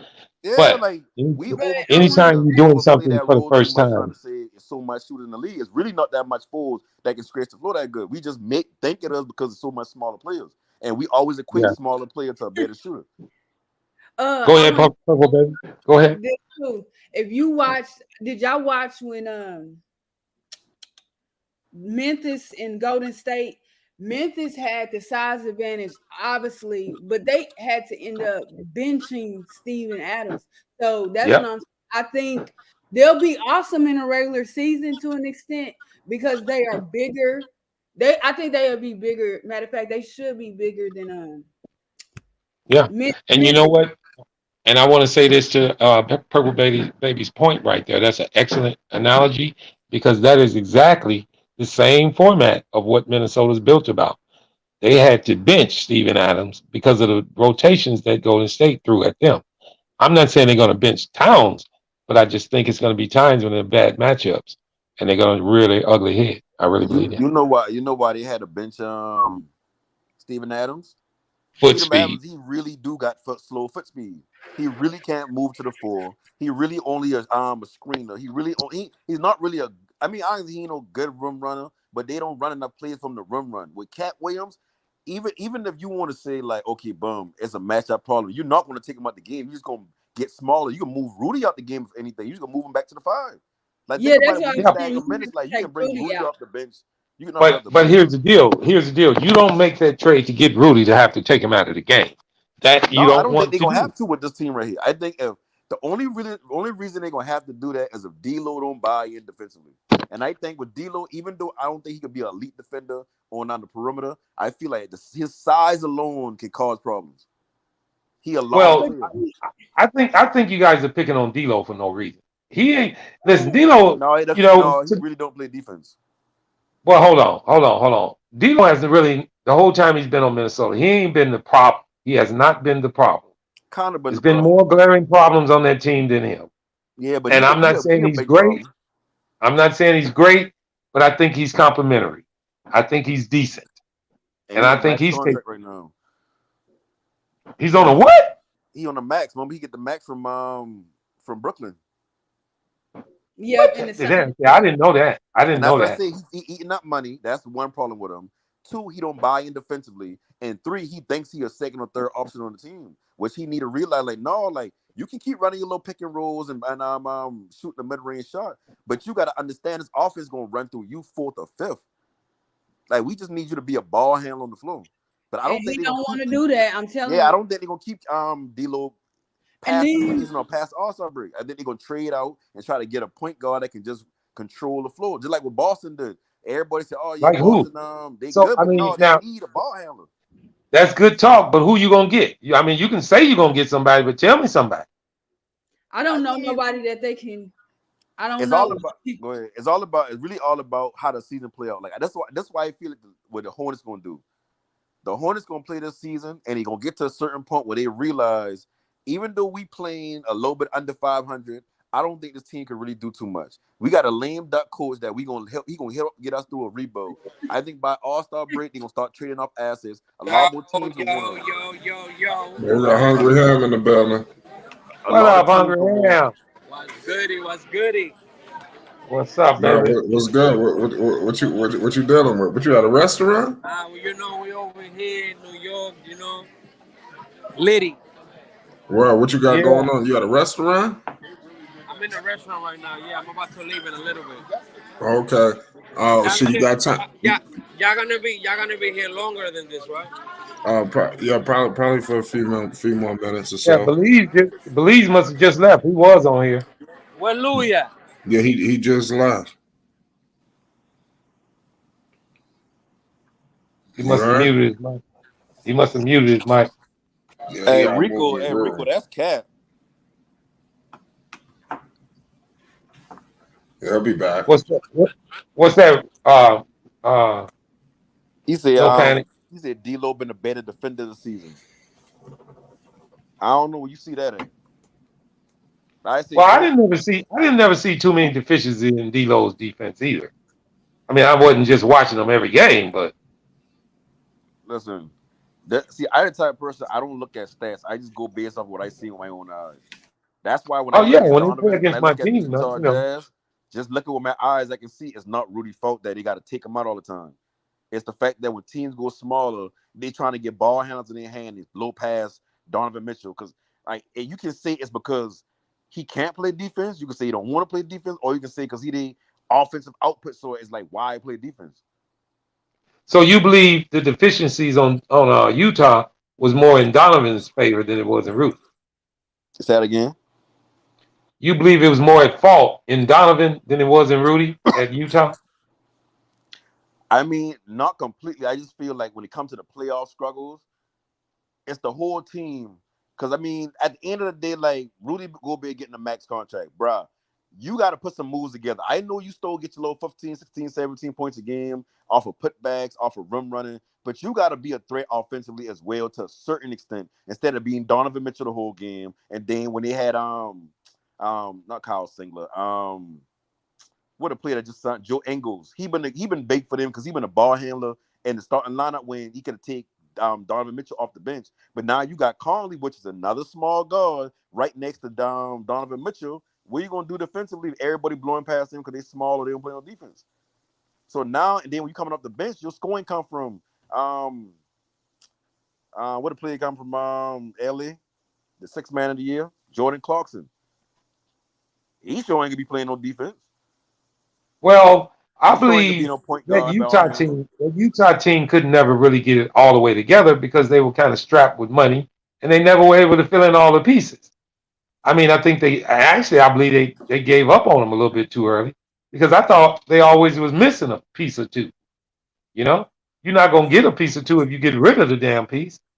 So I think they decided to say scrap it and just start over fresh. Now that's the question I got for you guys: is Donovan Mitchell gonna be moved? You said Donovan Mitchell gonna be moved? Yeah, are they gonna move No, off of him? I don't think they're gonna move him. I think they're gonna try to put a team around him that puts what they really trying to do. And Rico, no, I ain't knocking D'Lo for not being Drew Holiday. I know he ain't Drew Holiday. I just saying like to be your size, bro. Like you gotta do something defensively when they switching on you and they put you in these pick and rolls. Like you gotta fight through them, John. You can't just be like, oh, they got me. Now Cat gotta make up for what you're doing, which he's not a good rim defender his damn self. So now you got a 5, which who been playing the 4 or 5? I mean, who playing the 4 for them last year? You know what I mean? Like not a rim protector. So I ain't knocking him for not being Drew Holiday. I just knocking him for not fighting through screens, like getting lost on defense from time to time, not getting no So passing you lane figure his steals, stuff like defensive. that. So you figure his deficiencies will be hid a little bit this coming up year because of Rudy. Huh? I think it'll be covered up to a certain extent. Because like I said, Ant got to prove that his floor is an elite defender on the perimeter. He got to prove that this season. You can Well, I do think whatever you want offensively. he's trending in that. He's trending in that direction. I don't think that's a problem. Yeah, and that's why I'm saying that's my hope for him. So if that's what he's doing, then it's like, okay, boom, he can help even more cover up D'Lo. That's why I said when you look at Charlotte don't need they do need a big man, but they don't need Terry Rozier to be a starter. They need him to come off the bench. They need to get a defender inside there, and they can put him right next to Melo. Melo long enough to where he could be no elite defender on the wing, but I mean, shit, you see, he play the passing lanes good. He long enough to the scrack a lot of players coming to the hole. Like he always around the ball. Like he's a 24 free million coming agent off the bench. defensively. You You said say who? 24 million coming off the bench? Terry Is that Rozier feasible? come off the bench. 24 million. That's his contract coming off the bench. And now I said, and that may be the big problem with Charlotte. Y'all giving monies to 6 men, and maybe 24 million. Let me look at it. 24 million. How much years he got left on his contract? 4. He got 4 years left on his. 4 years left. In the next 2 years, that 24 He million is actually paid has the like only. $18, He's one of the only ones on the team that has a team friendly contract. Actually. Yeah, that's why I say in about 2 years that gonna be 15, 20 million. The cap gonna go up, money gonna go up. You gonna have going to Hayward off the books. Even if you gotta pay PJ Washington, like you really only gotta pay him the 10 to 12 range. Because even that and 10, 12 million a year is not a bad contract, especially for a young player. That's the mid-level exception. Because the mid-level exception is like 8, 9 million. You know, we were just on here before you came on in, and I asked everybody, so I'm gonna ask you: would you re-sign Kelly Oubre? He's under 1 year, 12. I wouldn't sign him for 12 million, but I'll bring him back on a mid-level exception. No, you know he ain't taking nothing less. What the hell? What incentive? What incentive does he has to take less money to come back to the damn Charlotte Hornets? None. What incentive does He any ain't other doing team that. have to give him anything more than what he had with Charlotte, or even the same thing? Well, you know he's gonna want more. So I'm thinking he's gonna want Listen, he 15. can want whatever he wants, but if you ain't put no production up, this team ain't even been past the playoff. I mean, in the play-ins, nobody's gonna look at you because he ain't 22, 23. He a little up there in age a little more. So he's like, I'm not giving you $12 million for 1 year to do the same thing you did with Charlotte. Even if you can make So the wait a argument, minute. So you play don't Michael think no other? All right. So wait a minute. You don't think no other NBA team going to give him that? I don't think he getting $12 million a year. Because his contract is up. His contract is up at the end of this year. Yeah, I don't think he gonna snip that money again. If he got a good year this year, meaning that he putting up 17, 18, and he kind of the boost to get Charlotte past the playing stage, I think you do give him about 15, 16 million. But if he can't move the needle, why am I giving you more than the mid-level assessment when I can give you that and it don't really count against the Bucks as much? Well, I'll tell you why he's going to get it, because his type and the player like him is in big demand in the NBA right now. How? He don't play no defense. He in the 3-and-D now. And he's not a good 5, so. Like when he been with Phoenix, I would have given him about 20, 25 million when he been playing in Phoenix. But the way he is now, like he don't get a little bulkier. It's like his game behind the 3-point line. Like he can get to the basket, but he ain't give you those 6-man type of production coming off the bench. He ain't giving you that. If he had played defense, especially with his size, I'd have put him next to Melo in the starting roster and bring Rozier off the bench. But he's not doing that. I say when you look at Melo, I think you build a team around him the same way you build a team around LeBron. Get some shooters, get a big man, and get a stretch full. Nah, I agree with you. Salute to everybody in the chat. We're not cooking tonight on the LaMelo Ball Show. We appreciate everybody that pulled up. Yo, we about to shut it down. We're gonna pull back up tomorrow. We appreciate you, No Panic, Purple Baby, everybody that pulled up. Shout out Hungry Hand, Belize, it's Flight Sports. Happy holidays. We cut it early. We're gonna pull back up. Appreciate y'all. 2 hands cut behind the head. Yes.